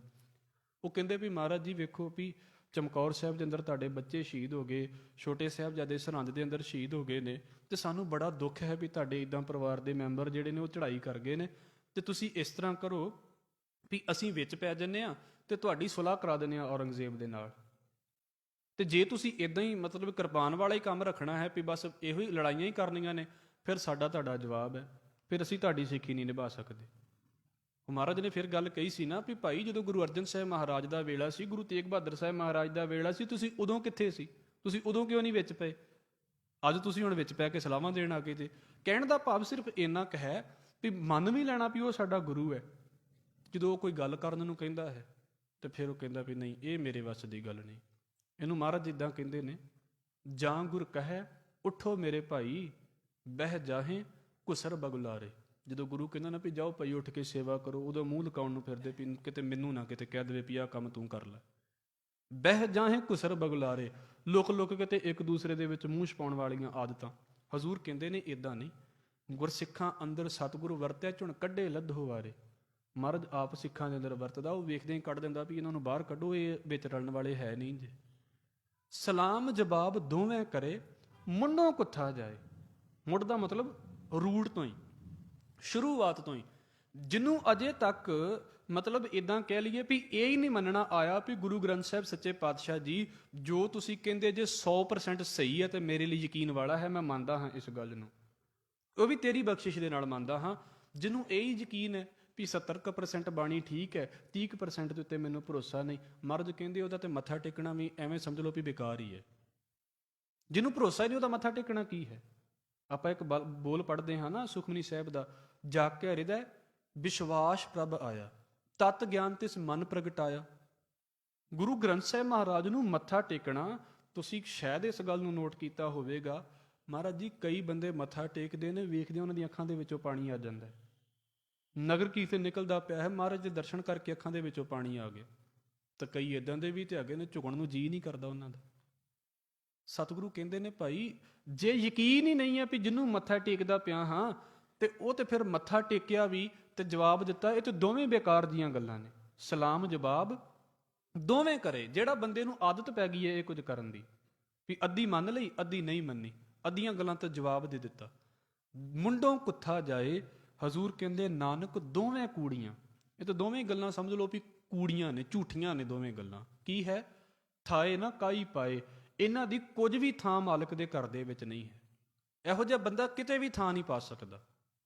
ਵੀ ਅੱਧੀ ਗੱਲ ਗੁਰੂ ਨਾਨਕ ਸਾਹਿਬ ਨੂੰ ਮੰਨ ਵੀ ਰਿਹਾ ਹੈ, ਪਰ ਜਦੋਂ ਗੁਰੂ ਨਾਨਕ ਸਾਹਿਬ ਕੁਝ ਕਹਿੰਦੇ ਨੇ, ਮਹਾਰਾਜ ਜੀ ਇੱਦਾਂ ਨਾ ਤੁਸੀਂ ਕਰਦੇ ਤੇ ਫਿਰ ਬੜਾ ਵਧੀਆ ਹੋਣਾ ਸੀ। ਅੱਜ ਤਾਂ ਕਈ ਕਹਿੰਦੇ ਨਾ ਵੀ ਉੱਦਾਂ ਤੇ ਸਿੱਖੀ ਠੀਕ ਹੈ, ਪਰ ਮਹਾਰਾਜ ਅੰਮ੍ਰਿਤ ਛਕਾਉਣ ਦੀ ਗੱਲ ਨਾ ਕਰਦੇ ਫਿਰ ਬੜੀ ਵਧੀਆ ਗੱਲ ਹੋਣੀ ਸੀ। ਮਤਲਬ ਮਹਾਰਾਜ ਹੁਣ ਤੁਹਾਡੀ ਮੰਨ ਲੈਣ ਤੇ ਫਿਰ ਤੇ ਵਧੀਆ ਸਿੱਖੀ ਹੈ। ਵੀ ਉੱਦਾਂ ਤੇ ਮਹਾਰਾਜ ਠੀਕ ਨੇ, ਪਰ ਜੇ ਮਹਾਰਾਜ ਇਹ ਕਹਿੰਦੇ ਨੇ ਜਾਂ ਪੰਥ ਇਸ ਕਹਿੰਦੇ ਗੱਲ ਨੂੰ ਕਹਿੰਦਾ ਵੀ ਭਾਈ ਦਾੜੀਆਂ ਰੰਗਣੀਆਂ ਬੰਦ ਕਰੋ, ਤੇ ਫਿਰ ਨਹੀਂ, ਉੱਦਾਂ ਤੇ ਸਿੱਖੀ ਠੀਕ ਹੈ ਪਰ ਦਾੜੀਆਂ ਰੰਗਣ ਵਾਲਾ ਕੰਮ ਗਲਤ ਕਰ ਦਿੱਤਾ। ਇਹ ਨਹੀਂ ਸੀ ਚਾਹੀਦਾ ਇਹਨਾਂ ਨੂੰ ਕਹਿਣਾ। ਉਹ ਪੰਥ ਨੂੰ ਵੀ ਸਲਾਹਾਂ ਦੇਣੀਆਂ, ਗੁਰਮਤ ਨੂੰ, ਸਿੱਖੀ ਨੂੰ ਵੀ ਸਲਾਹਾਂ ਦੇਣੀਆਂ। ਉਹ ਮਹਾਰਾਜ ਕਹਿੰਦੇ ਭਾਈ ਸਮਝੋ, ਜੇ ਇਹੋ ਹੀ ਗੱਲਾਂ ਨੇ ਵੀ ਮੰਨ ਵੀ ਲੈਣੀਆਂ ਤੇ ਨਹੀਂ ਵੀ ਮੰਨਣਾ, ਮੱਥਾ ਵੀ ਟੇਕ ਲੈਣਾ, ਪਰ ਗੱਲ ਮੰਨਣ ਦੀ ਵਾਰੀ ਆਈ ਤੇ ਪਰੇ ਪਰੇ ਜਾਈ ਜਾਣਾ। ਨਾਨਕ ਦੋਵੇਂ ਕੂੜੀਆਂ, ਇਹ ਦੋਵੇਂ ਝੂਠੀਆਂ ਗੱਲਾਂ ਨੇ, ਇਹ ਸਿੱਖੀ ਦੇ ਦਾਇਰੇ ਦੇ ਵਿੱਚ ਤੇ ਨਹੀਂ ਆਉਂਦੀਆਂ। ਮੈਂ ਕੋਈ ਸਰਟੀਫਿਕੇਟ ਦੇਣ ਵਾਲਾ ਨਹੀਂ ਆ ਵੀ ਉਹ ਸਿੱਖ ਹੈ ਤੇ ਉਹ ਸਿੱਖ ਨਹੀਂ ਹੈ। ਮਹਾਰਾਜ ਆਪੇ ਸਾਰਾ ਕੁਝ ਕੱਢੀ ਜਾਣਗੇ ਨਿਤਾਰਾ, ਉਹਦੇ ਵਿੱਚ ਮੈਂ ਵੀ ਆ ਜਾਵਾਂਗਾ। ਨਾਨਕ ਦੋਵੇਂ ਕੂੜੀਆਂ ਥਾਏ ਨਾ ਕਾਈ ਪਾਏ। ਫਿਰ ਅਗਲੀ ਪੌੜੀ ਹੈ ਇਹਦੇ ਨਾਲ, ਪੌੜੀ ਜਿਤ ਸੇਵਿਐ ਸੁਖ ਪਾਈਐ। ਜਿਸ ਮਾਲਕ ਦਾ ਆਰਾਧਨ ਕੀਤਿਆਂ ਸੁਖ ਪਾਈਦਾ ਹੈ, ਜਿਤ ਸੇਵਿਐ ਸੁਖ ਪਾਈਐ, ਸੋ ਸਾਹਿਬ ਸਦਾ ਸੰਭਾਲੀਐ। ਸਦਾ ਉਸ ਮਾਲਕ ਨੂੰ ਚੇਤੇ ਰੱਖਣਾ ਚਾਹੀਦਾ ਹੈ। ਚੇਤੇ ਰੱਖਣ ਦਾ ਮਤਲਬ ਕੀ ਹੈ? ਵੀ ਭਾਈ ਮੈਂ ਉਹਦੇ ਅੱਗੇ ਅਰਦਾਸ ਕੀਤੀ ਹੈ ਵੀ ਮਹਾਰਾਜ ਤੇਰੇ ਰਸਤੇ ਤੋਂ ਕਿਤੇ ਇੱਧਰ ਉੱਧਰ ਨਾ ਚਲੇ ਜਾਈਏ। ਇਹ ਨਾ ਵੀ ਮੈਨੂੰ ਲੱਗੇ ਵੀ ਆਹ ਰੱਬ ਨੇ ਬੜਾ ਗਲਤ ਕਰ ਦਿੱਤਾ ਤੇ ਮੈਂ ਚੱਲਿਆ ਰੱਬ ਤੋਂ ਵੱਖਰਾ, ਮੇਰਾ ਤੇ ਹੁਣ ਧਿਆਨ ਹੀ ਨਹੀਂ। ਇਹ ਟ੍ਰੈਜੇਡੀ ਵਾਪਰ ਜਾਂਦੀ ਹੈ ਜਦੋਂ ਅਸੀਂ ਅੱਗੇ ਚੱਲਾਂਗੇ ਤੇ। ਸੋ ਸਾਹਿਬ ਸਦਾ ਸੰਭਾਲੀਐ, ਜਿਤ ਕੀਤਾ ਪਾਈਐ ਆਪਣਾ, ਸਾ ਘਾਲ ਬੁਰੀ ਕਿਉਂ ਘਾਲੀਐ। ਤੇ ਮਹਾਰਾਜ ਕਹਿੰਦੇ ਨੇ ਜਦੋਂ ਆਪਣਾ ਹੀ ਕੀਤਾ ਪਾਉਣਾ ਹੈ, ਆਪਣਾ ਹੀ ਕੀਤਾ ਅੱਗੇ ਆਉਣਾ ਹੈ, ਤੇ ਫਿਰ ਬੁਰੀ ਘਾਲ ਕਿਉਂ ਘਾਲੀਏ, ਬੁਰਾ ਕੰਮ ਪਹਿਲਾਂ ਹੀ ਕਿਉਂ ਕਰੀਏ। ਹਜ਼ੂਰ ਕਹਿੰਦੇ ਨੇ ਮੰਦਾ ਮੂਲ ਨਾ ਕੀਚਈ, ਦੇ ਲੰਮੀ ਨਦਰ ਨਿਹਾਲੀ ਹੈ। ਕਿਸੇ ਦਾ ਵੀ ਬੁਰਾ ਨਾ ਕਰੋ। ਜੇ ਅੱਜ ਕਿਸੇ ਦਾ ਬੁਰਾ ਕਰਦੇ ਪਏ ਹੋ ਤੇ ਕੱਲ ਨੂੰ ਬੁਰਾ ਸਾਡੇ ਨਾਲ ਹੋ ਹੀ ਜਾਣਾ ਹੈ। ਫਿਰ ਸਾਨੂੰ ਚੇਤਾ ਭੁੱਲ ਜਾਂਦਾ ਹੈ। ਫਿਰ ਅਸੀਂ ਪਤਾ ਕੀ ਕਹਿੰਦੇ ਆ, ਵੇਖੋ ਜੀ ਮੈਂ ਤੇ ਕਦੀ ਕਿਸੇ ਨਾਲ ਬੁਰਾ ਕੀਤਾ ਹੀ ਨਹੀਂ ਸੀ। ਫਿਰ ਇੱਦਾਂ ਇੱਦਾਂ ਦੇ ਲੋਕ ਸੋਹਲੇ ਗਾਉਂਦੇ ਵੀ ਇਸ ਬੰਦੇ ਨੇ ਤਾਂ ਤੁਰੇ ਜਾਂਦੇ ਨੇ, ਕਦੀ ਕਿਸੇ ਜਾਨਵਰ ਨੂੰ ਵੱਟਾ ਨਹੀਂ ਮਾਰਿਆ ਤੇ ਰੱਬ ਨੇ ਧੱਕਾ ਕਰ ਦਿੱਤਾ। ਮਤਲਬ ਰੱਬ ਨਿਆਣਾ ਹੈ ਨਾ, ਵੀ ਰੱਬ ਨੂੰ ਪਤਾ ਨਹੀਂ ਵੀ ਧੱਕਾ ਹੋਇਆ ਕਿ ਨਹੀਂ ਧੱਕਾ ਹੋਇਆ, ਬੰਦੇ ਨੂੰ ਜ਼ਿਆਦਾ ਪਤਾ ਵੀ ਧੱਕਾ ਹੋਇਆ ਜਾਂ ਨਹੀਂ ਹੋਇਆ। ਹਜ਼ੂਰ ਕਹਿੰਦੇ ਇੱਦਾਂ ਦੀਆਂ ਖੇਡਾਂ ਨੇ, ਪਤਾ ਨਹੀਂ ਕਿਹੜੇ ਪਾਸੇ ਤੋਂ ਕੀ ਵਾਪਰ ਜਾਵੇ। ਇਹ ਨਹੀਂ ਵੀ ਹਰ ਕੁਝ ਇੱਦਾਂ ਹੀ ਹੁੰਦਾ ਹੈ, ਬੜਾ ਕੁਝ ਇਹਦੇ ਵਿੱਚ ਕਾਊਂਟ ਹੋ ਜਾਂਦਾ ਹੈ। ਪਰ ਸਤਿਗੁਰੂ ਕੀ ਕਹਿੰਦੇ ਨੇ, ਭਾਈ ਆਪਣੇ ਵੱਲੋਂ ਤੇ ਕੋਸ਼ਿਸ਼ ਕਰੋ ਵੀ ਮੈਂ ਕਿਸੇ ਦਾ ਬੁਰਾ ਨਹੀਂ ਕਰਾਂ। ਆਪਣੇ ਵੱਲੋਂ ਤੇ ਕੋਸ਼ਿਸ਼ ਕਰ ਸਕਦੇ ਆ ਨਾ ਵੀ ਮੈਂ ਕਿਸੇ ਦਾ ਮਾੜਾ ਨਹੀਂ ਕਰਾਂਗਾ। ਤੇ ਮੈਂ ਗੁਰੂ ਗ੍ਰੰਥ ਸਾਹਿਬ ਸੱਚੇ ਪਾਤਸ਼ਾਹ ਜੀ ਦੀ ਹਜ਼ੂਰੀ ਦੇ ਵਿੱਚ ਇਸ ਗੱਲ ਨੂੰ ਕਹਿਣਾ, ਕਿਸੇ ਦਾ ਬੁਰਾ ਕਰਨਾ ਛੱਡ ਦੇਵਾਂਗੇ ਨਾ, ਆਪਣੇ ਆਪ ਹੀ ਮਹਾਰਾਜ ਰਸਤੇ ਕਲੀਅਰ ਕਰੀ ਜਾਂਦਾ, ਸਾਡਾ ਵੀ ਬੁਰਾ ਹੋਣੋਂ ਹਟ ਜਾਂਦਾ। ਨਹੀਂ ਤੇ ਇੱਥੇ ਵੇਖ ਲਓ, ਮਹੀਨਾ ਮਹੀਨਾ ਬੰਦੇ ਪੈਸਾ ਇਕੱਠਾ ਕਰਦੇ ਰਹਿੰਦੇ ਨੇ, 30ਵੇਂ ਦਿਨ ਫਿਰ ਬਿਮਾਰੀ ਲੱਗ ਜਾਂਦੀ ਹੈ। ਜਿਹੜਾ ਮਹੀਨੇ 'ਚ ਇਕੱਠਾ ਕੀਤਾ ਹੁੰਦਾ ਬਸ 30ਵੇਂ ਦਿਨ ਸਾਰਾ ਹੀ ਲੱਗ ਜਾਂਦਾ। ਫਿਰ ਕਹਿੰਦੇ ਨੇ ਵੀ ਉਹ ਰੱਬ ਨੇ ਤੇ ਸਾਡੇ ਨਾਲ ਬੜਾ ਧੱਕਾ ਕਰ ਦਿੱਤਾ। ਜਦੋਂ ਥੋੜ੍ਹਾ ਥੋੜ੍ਹਾ ਨੋਚਿਆ ਸੀ ਉਦੋਂ ਕੁਝ ਚੇਤੇ ਨਹੀਂ ਆਇਆ, ਜਦੋਂ ਇੱਕੋ ਦਮ ਹੀ ਸਾਰਾ। ਉਹ ਮੈਂ ਅੱਜ ਹੀ ਪੜ੍ਹਿਆ ਸੀ, ਉਹ ਪ੍ਰੋਫੈਸਰ ਸਾਹਿਬ ਸਿੰਘ ਹੁਣਾਂ ਨੇ ਗੱਲ ਬੋਲੀ ਵੀ ਬੰਦਾ ਜੋੜੇ ਪੱਲੀ ਪੱਲੀ, ਰਾਮ ਰੁੜਾਵੇ ਕੁੱਪਾ। ਉਹ ਕਹਿੰਦੇ ਵੀ ਉਹ ਹੋਇਆ ਕਿ ਉਹ ਤੇਲ ਵਾਲੇ ਜਿਹੜੇ ਹੁੰਦੇ ਨੇ ਨਾ, ਵੀ ਥੋੜ੍ਹਾ ਥੋੜ੍ਹਾ ਤੇਲ ਪਾ ਕੇ ਤੇ ਉਹਨੇ ਟੀਨ ਇਕੱਠਾ ਕਰ ਲਿਆ। ਤੋ ਇੱਕ ਦਿਨ ਕੀ ਹੋਇਆ ਵੀ ਕੋਈ ਜਾਨਵਰ ਆਇਆ, ਉਹਨੇ ਮਾਰੀ ਪੀਪੇ ਨੂੰ ਲੱਤ, ਤੇ ਚਲੋ ਪੀਪਾ ਵੀ ਉੱਧਰ ਗਿਆ। ਉਹ ਜਿਹੜਾ ਮਹੀਨਾ ਮਹੀਨਾ ਇਕੱਠਾ ਕਰਦਾ ਰਿਹਾ ਉਹ ਇੱਕੋ ਦਿਨ 'ਚ ਹੀ ਰੁੜ ਗਿਆ। ਔਰ ਵੇਖ ਲਓ, ਨਹੀਂ ਹੁੰਦਾ ਲੋਕਾਂ ਦੇ ਨਾਲ। ਮੰਦਾ ਮੂਲ ਨਾ ਕੀਚੇ, ਦੇ ਲੰਮੀ ਨਦਰ ਨਿਹਾਲੀ ਹੈ।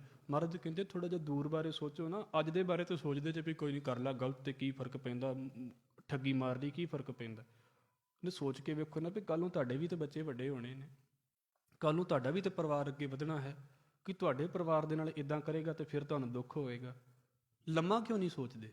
ਦੇ ਲੰਮੀ ਨਜ਼ਰ ਨਿਹਾਲੀ ਹੈ, ਜਿਉਂ ਸਾਹਿਬ ਨਾਲ ਨਾ ਹਾਰੀ ਹੈ, ਤੇ ਵੇਹਾ ਪਾਸਾ ਢਾਲੀ ਹੈ। ਪਾਸਾ ਸੁੱਟਣਾ, ਵੈਸੇ ਜਿਹੜੀ ਚੌਪੜ ਖੇਡਦੇ ਨਾ, ਤੁਸੀਂ ਵੇਖਿਆ ਹੋਵੇਗਾ, ਉਹਦੇ ਵਿੱਚ ਪਾਸੇ ਸੁੱਟੇ ਜਾਂਦੇ ਸੀ। ਅੱਜ ਕੱਲ੍ਹ ਸੌਖਾ ਹੁੰਦਾ ਜਿਹੜਾ ਡਾਈਸ ਸੁੱਟਿਆ ਜਾਂਦਾ, ਖਾਸ ਕਰਕੇ ਲੂਡੋ ਜਿਹੜੀ ਗੇਮ ਹੁੰਦੀ ਉਹਦੇ ਵਿੱਚ ਉਹ ਪਾਸਾ ਸੁੱਟਣਾ ਹੁੰਦਾ। ਹਜ਼ੂਰ ਕਹਿੰਦੇ ਨੇ ਜਿਉਂ ਸਾਹਿਬ ਨਾਲ ਨਾ ਹਾਰੀ ਹੈ, ਜ਼ਿੰਦਗੀ ਦੇ ਵਿੱਚ ਉਹ ਕੰਮ ਕਰੀਏ ਜਿਹਦੇ ਨਾਲ ਮਾਲਕ ਵਾਲੇ ਪਾਸੇ ਤੋਂ ਨਮੋਸ਼ੀ ਨਾ ਕਿਤੇ ਸਾਨੂੰ ਹੋ ਜਾਵੇ, ਸਾਡੀ ਵੀ ਸਾਹਮਣੇ ਖਲੋਣ ਦੇ ਵਿੱਚ ਦਿੱਕਤ ਆ ਜਾਵੇ। ਮੈਂ ਉਹਦੇ ਸਾਹਮਣੇ ਖਲੋ ਸਕਦਾ ਹੋਵਾਂ, ਇੰਨੀ ਕੁ ਮਹਾਰਾਜ ਬਖਸ਼ਿਸ਼ ਕਰ ਦੇਵੇ। ਮੈਂ ਉਸ ਪਾਸੇ ਨਾ ਜਾਵਾਂ ਵੀ ਮੈਨੂੰ ਬਾਅਦ ਦੇ ਵਿੱਚ ਉਹਦੇ ਸਾਹਮਣੇ ਮੱਥਾ ਟੇਕਦੇ ਹੋ ਵੀ ਥੋੜ੍ਹਾ ਜਿਹਾ ਨਾ ਇੰਝ ਲੱਗੇ ਵੀ ਮੈਂ ਆਪਣੇ ਆਪ ਨੂੰ ਸ਼ਰਮਿੰਦਾ ਜਿਹਾ ਮਹਿਸੂਸ ਕਰ। ਹਜ਼ੂਰ ਕਹਿੰਦੇ ਇੱਦਾਂ ਨਾ ਹੋਵੇ। ਜਿਉਂ ਸਾਹਿਬ ਨਾਲ ਨਾ ਹਾਰੀ ਹੈ, ਤੇ ਵੇਹਾ ਪਾਸਾ ਢਾਲੀ ਹੈ, ਕਿਛ ਲਾਹੇ ਉੱਪਰ ਘਾਲੀ ਹੈ। ਇਸ ਜ਼ਿੰਦਗੀ ਨੂੰ ਜੀਣ ਲੱਗਿਆਂ ਕੁਛ ਲਾਹੇ ਦੇ ਉੱਤੇ, ਮਤਲਬ ਉਹ ਕੰਮ ਕਰੀਏ ਜਿਹਦੇ ਨਾਲ ਫਾਇਦਾ ਹੋਵੇ। ਫਾਇਦਾ ਪੈਸੇ ਵਾਲਾ ਨਹੀਂ, ਸਾਡੇ ਅਧਿਆਤਮ ਦਾ ਫਾਇਦਾ, ਸਾਡੇ ਆਤਮਿਕ ਜੀਵਨ ਦਾ ਫਾਇਦਾ ਹੋਵੇ, ਉਹ ਕੰਮ ਕਰੀਏ। ਹਜ਼ੂਰ ਨੇ ਇਹ ਜਿਹੜੇ ਮੁੱਖ ਵਿਚਾਰ ਸਾਡੇ ਸਾਹਮਣੇ ਰੱਖੇ ਨੇ ਇਹਨਾਂ ਸ਼ਲੋਕਾਂ ਦੇ ਵਿੱਚ, ਉਹ ਇਹ ਹੈ ਵੀ ਭਾਈ ਪਿਆਰ ਦਾ ਮਤਲਬ ਇਹ ਹੈ ਵੀ ਜਿਹਦੇ ਵਿੱਚ ਬਦਲੇ ਦੇ ਵਿੱਚ ਕੁਝ ਨਹੀਂ ਮੰਗਿਆ ਜਾਂਦਾ, ਸਗੋਂ ਮਹਾਰਾਜ ਦੇ ਕੋਲ ਇਹੋ ਮੰਗਿਆ ਜਾਂਦਾ ਵੀ ਜੋ ਤੂੰ ਕਰਦਾ ਹੈ ਮੇਰੇ ਲਈ ਇਹ ਠੀਕ ਹੋ ਜਾਵੇ। ਆਖਰੀ ਗੱਲ ਕਹਿ ਕੇ ਸਮਾਪਤੀ ਕਰਾਂਗਾ ਮੈਂ ਕਿ ਵੇਖੋ, ਅਸੀਂ ਬੱਚਾ ਜਿਹੜਾ ਹੁੰਦਾ ਹੈ ਉਹ ਮਾਂ ਪਿਓ ਨੂੰ ਪਿਆਰ ਕਰੇ ਨਾ ਕਰੇ, ਮਾਂ ਪਿਓ ਧੱਕਾ ਥੋੜ੍ਹਾ ਕਰ ਸਕਦੇ ਨੇ। ਸਾਡੇ ਸਾਰਿਆਂ ਦੇ ਬੱਚੇ ਹੋਣਗੇ, ਕੱਲ੍ਹ ਨੂੰ ਸਾਡੇ ਬੱਚੇ ਨਹੀਂ ਸਾਡੇ ਨਾਲ ਪਿਆਰ ਕਰਦੇ, ਲੜ ਲਵਾਂਗੇ ਅਸੀਂ ਵੀ ਤੁਸੀਂ ਸਾਨੂੰ ਪਿਆਰ ਕਿਉਂ ਨਹੀਂ ਕਰਦੇ। ਪਰ ਕਿਹੜਾ ਮਾਂ ਪਿਓ ਜਿਹੜਾ ਇਸ ਗੱਲ ਨੂੰ ਕਹਿ ਦੇਵੇ ਵੀ ਮੈਂ ਆਪਣੇ ਬੱਚਿਆਂ ਨੂੰ ਪਿਆਰ ਨਹੀਂ ਕਰਦਾ? ਕਿਹੜਾ ਮਾਂ ਪਿਓ? ਕੋਈ ਵੀ ਇੱਦਾਂ ਦਾ ਨਹੀਂ ਹੈਗਾ। ਅੱਗੇ ਬੱਚੇ ਨਾ ਕਰਨ, ਉਹਨਾਂ ਦੀ ਮਰਜ਼ੀ ਹੈ। ਇਹ ਇੱਦਾਂ ਦੀ ਗੱਲ ਹੁੰਦੀ ਹੈ। ਤੇ ਫਿਰ ਜਦੋਂ ਕੋਈ ਮਾਂ ਪਿਓ ਦੇ ਲਾਗੇ ਜਾ ਕੇ ਕਹਿ ਦੇਵੇ ਵੀ ਨਹੀਂ ਬੱਚੇ ਪਿਆਰ ਕਰਦੇ ਤਾਂ ਤੁਸੀਂ ਵੀ ਛੱਡੋ ਪਰਾਂ, ਤੇ ਮਾਂ ਪਿਓ ਫਿਰ ਕੀ ਕਹਿੰਦੇ? ਵੀ ਛੱਡੇ ਨਹੀਂ ਜਾਂਦੇ। ਇਹਨੂੰ ਕੀ ਕਿਹਾ ਜਾਂਦਾ? ਪਿਆਰ ਦਾ ਮਤਲਬ ਇਹ ਹੁੰਦਾ ਵੀ ਜਿਹਦੇ ਵਿੱਚ ਮੰਗ ਨਹੀਂ ਰੱਖੀ ਜਾਂਦੀ ਵੀ ਮੈਂ ਤੈਨੂੰ ਰੋਟੀ ਖਵਾਈ ਨਿੱਕੇ ਹੁੰਦੇ ਨੇ ਤੇ ਤੂੰ ਮੈਨੂੰ ਇਹਦੇ ਬਦਲੇ ਦੇ ਵਿੱਚ ਆਹ ਕੁਝ ਦਿੱਤਾ। ਉਹ ਇੱਦਾਂ ਦੀਆਂ ਖੇਡਾਂ ਨਹੀਂ ਹੁੰਦੀ। ਪਿਆਰ ਦਾ ਮਤਲਬ ਇਹ ਵੀ ਜਿਹਦੇ ਵਿੱਚ ਬਸ ਅਸੀਂ ਅਰਪਣ ਹੀ ਕਰਨਾ ਹੈ, ਕੁਝ ਦੇਣਾ ਹੀ ਹੈ। ਮਾਂ ਪਿਓ ਆਪਣੀ ਜ਼ਿੰਦਗੀ ਦੇ ਦਿੰਦੇ ਨੇ ਨਾ, ਇਹਨੂੰ ਕਿਹਾ ਜਾਂਦਾ ਹੈ ਪਿਆਰ। ਉਹ ਵੱਖਰੀ ਗੱਲ ਅੱਗੇ ਬੱਚਿਆਂ ਦੇ ਵਿੱਚ ਉਨੀ ਲਿਆਕਤ ਹੈ ਵੀ ਉਸ ਪਿਆਰ ਦੀ ਕਦਰ ਪਾਉਂਦੇ ਨੇ ਕਿ ਨਹੀਂ ਪਾਉਂਦੇ। ਅਗਲਾ ਕਦਰ ਪਾਵੇ ਨਾ ਪਾਵੇ ਉਹ ਉਹਦੀ ਮਰਜ਼ੀ ਹੈ, ਸਾਡਾ ਤਾਂ ਕੰਮ ਇਹੋ ਹੀ ਹੈ ਨਾ। ਇਸ ਕਰਕੇ ਸਤਿਗੁਰੂ ਕਹਿੰਦੇ ਜਿਹੜਾ ਹਿਸਾਬਾਂ ਕਿਤਾਬਾਂ 'ਚ ਵਰਤਦਾ ਹੈ ਉਹ ਸਿੱਖ ਹੋਣ ਵਾਲੇ ਪਾਸੇ ਨਹੀਂ ਆਉਂਦਾ, ਉਹ ਤੇ ਵਪਾਰ ਵਾਲੇ ਪਾਸੇ ਚੱਲਦਾ ਹੈ। ਉਹ ਤੇ ਵਪਾਰ ਸੋਚਦਾ ਪਿਆ ਹੈ ਧਰਮ ਦੀ ਦੁਨੀਆ ਦੇ ਵਿੱਚ। ਤੇ ਵਪਾਰੀਆਂ ਦਾ ਤਾਂ ਅੱਗੇ ਹੀ ਬੜਾ ਬੁਰਾ ਹਾਲ ਹੈ, ਧਾਰਮਿਕ ਦੁਨੀਆ 'ਚ ਆ ਜਾਣ ਫਿਰ ਤੇ ਹੋਰ ਬੁਰਾ ਹਾਲ ਹੋ ਜਾਂਦਾ। ਇਸ ਕਰਕੇ ਉਹ ਸੋਚਦੇ ਨੇ ਵੀ ਬਸ ਪਾਠ ਦੇ ਉੱਤੇ ਆਉਣਾ ਨਾ ਪਵੇ, ਅਸੀਂ ਪਾਠ ਖਰੀਦ ਲਵਾਂਗੇ, ਸਾਡੀ ਪਰਚੀ ਕਟਾ ਦਿਓ ਤੇ ਅਖੰਡ ਪਾਠ ਕਰਾ ਦਿਓ। ਉਹ ਫਿਰ ਖਰੀਦ ਲੈਂਦੇ ਨੇ ਪਾਠ, ਹੁਕਮਨਾਮੇ ਖਰੀਦ ਲੈਂਦੇ ਨੇ, ਉਹ ਫਿਰ ਸਾਰਾ ਕੁਝ ਖਰੀਦ ਲੈਂਦੇ ਨੇ। ਤੇ ਭਲਾ ਇੱਦਾਂ ਦੀ ਸਿੱਖੀ ਹੋਵੇ ਫਿਰ ਤਾਂ ਮੈਂ ਕਹਿੰਦਾ ਵੀ ਜਿੰਨੇ ਅਮੀਰ ਨੇ ਸਾਰੇ ਸਿੱਖ ਹੀ ਹੋਣ। ਤੇ ਮਹਾਰਾਜ ਕੀ ਕਹਿੰਦੇ ਨੇ? ਮਾਇਆ ਧਾਰੀ ਅਤ ਅੰਨਾ ਬੋਲਾ। ਇਹਦੇ ਵਿੱਚ ਸਭ ਤੋਂ ਵੱਡਾ ਅੰਨਾ ਤੇ ਸਭ ਤੋਂ ਵੱਡਾ ਬੋਲਾ ਬੰਦਾ ਹੁੰਦਾ ਮਾਇਆ ਧਾਰੀ। ਨਾ ਸੁਣਦਾ ਤੇ ਨਾ ਉਹਨੂੰ ਕੁਝ ਦਿਖਦਾ। ਤੇ ਦੁਨੀਆ ਸੋਚਦੀ ਵੀ ਪੈਸੇ ਦੇ ਬਦਲੇ ਸਾਰਾ ਕੁਝ ਖਰੀਦ ਲਿਆ ਜਾਵੇ। ਮਹਾਰਾਜ ਕਹਿੰਦੇ ਵਪਾਰੀ ਤੇ ਹੋ ਸਕਦੇ ਨੇ, ਸਿੱਖੀ ਹੋਣ ਸਿੱਖ ਹੋਣ ਵਾਲੇ ਪਾਸੇ ਨਹੀਂ ਆਉਂਦੇ। ਇਸ ਕਰਕੇ ਹਜ਼ੂਰ ਕਹਿੰਦੇ ਭਾਈ ਉਹ ਕੰਮ ਕਰੀਏ ਜਿਹਦੇ ਨਾਲ ਲਾਹਾ ਆਵੇ, ਜਿਹਦੇ ਨਾਲ ਲਾਭ ਆਵੇ। ਮਹਾਰਾਜ ਬਖਸ਼ਿਸ਼ ਕਰਨ। ਆਪ ਜੀ ਦੇ ਅੱਗੇ ਵਿਚਾਰਾਂ ਕਰਦਿਆਂ ਮੇਰੇ ਪਾਸੋਂ ਬੋਲਦਿਆਂ ਹੋਈਆਂ ਭੁੱਲਾਂ ਦੀ ਖਿਮਾ। ਥੋੜ੍ਹੀ ਜਿਹੀਆਂ ਗੱਲਾਂ ਵੱਡੀਆਂ ਨੇ ਅੱਜ ਦੇ ਸ਼ਲੋਕਾਂ ਦੇ ਅੰਦਰ, ਤੇ ਮਹਾਰਾਜ ਸਿੱਖ ਹੋਣ ਵਾਲੇ ਰਸਤੇ ਦੇ ਉੱਤੇ ਤੋਰ ਲਵੇ, ਅਸੀਂ ਸਿੱਖ ਹੋ ਜਾਈਏ। ਸਤਿਗੁਰੂ ਕਿਰਪਾ ਕਰਨ। ਫਤਿਹ ਦੇ ਨਾਲ ਸਾਂਝ ਪਾਓ ਜੀ। ਵਾਹਿਗੁਰੂ ਜੀ ਕਾ ਖਾਲਸਾ, ਵਾਹਿਗੁਰੂ ਜੀ ਕੀ ਫਤਿਹ। ਸਤਨਾਮ ਵਾਹਿਗੁਰੂ।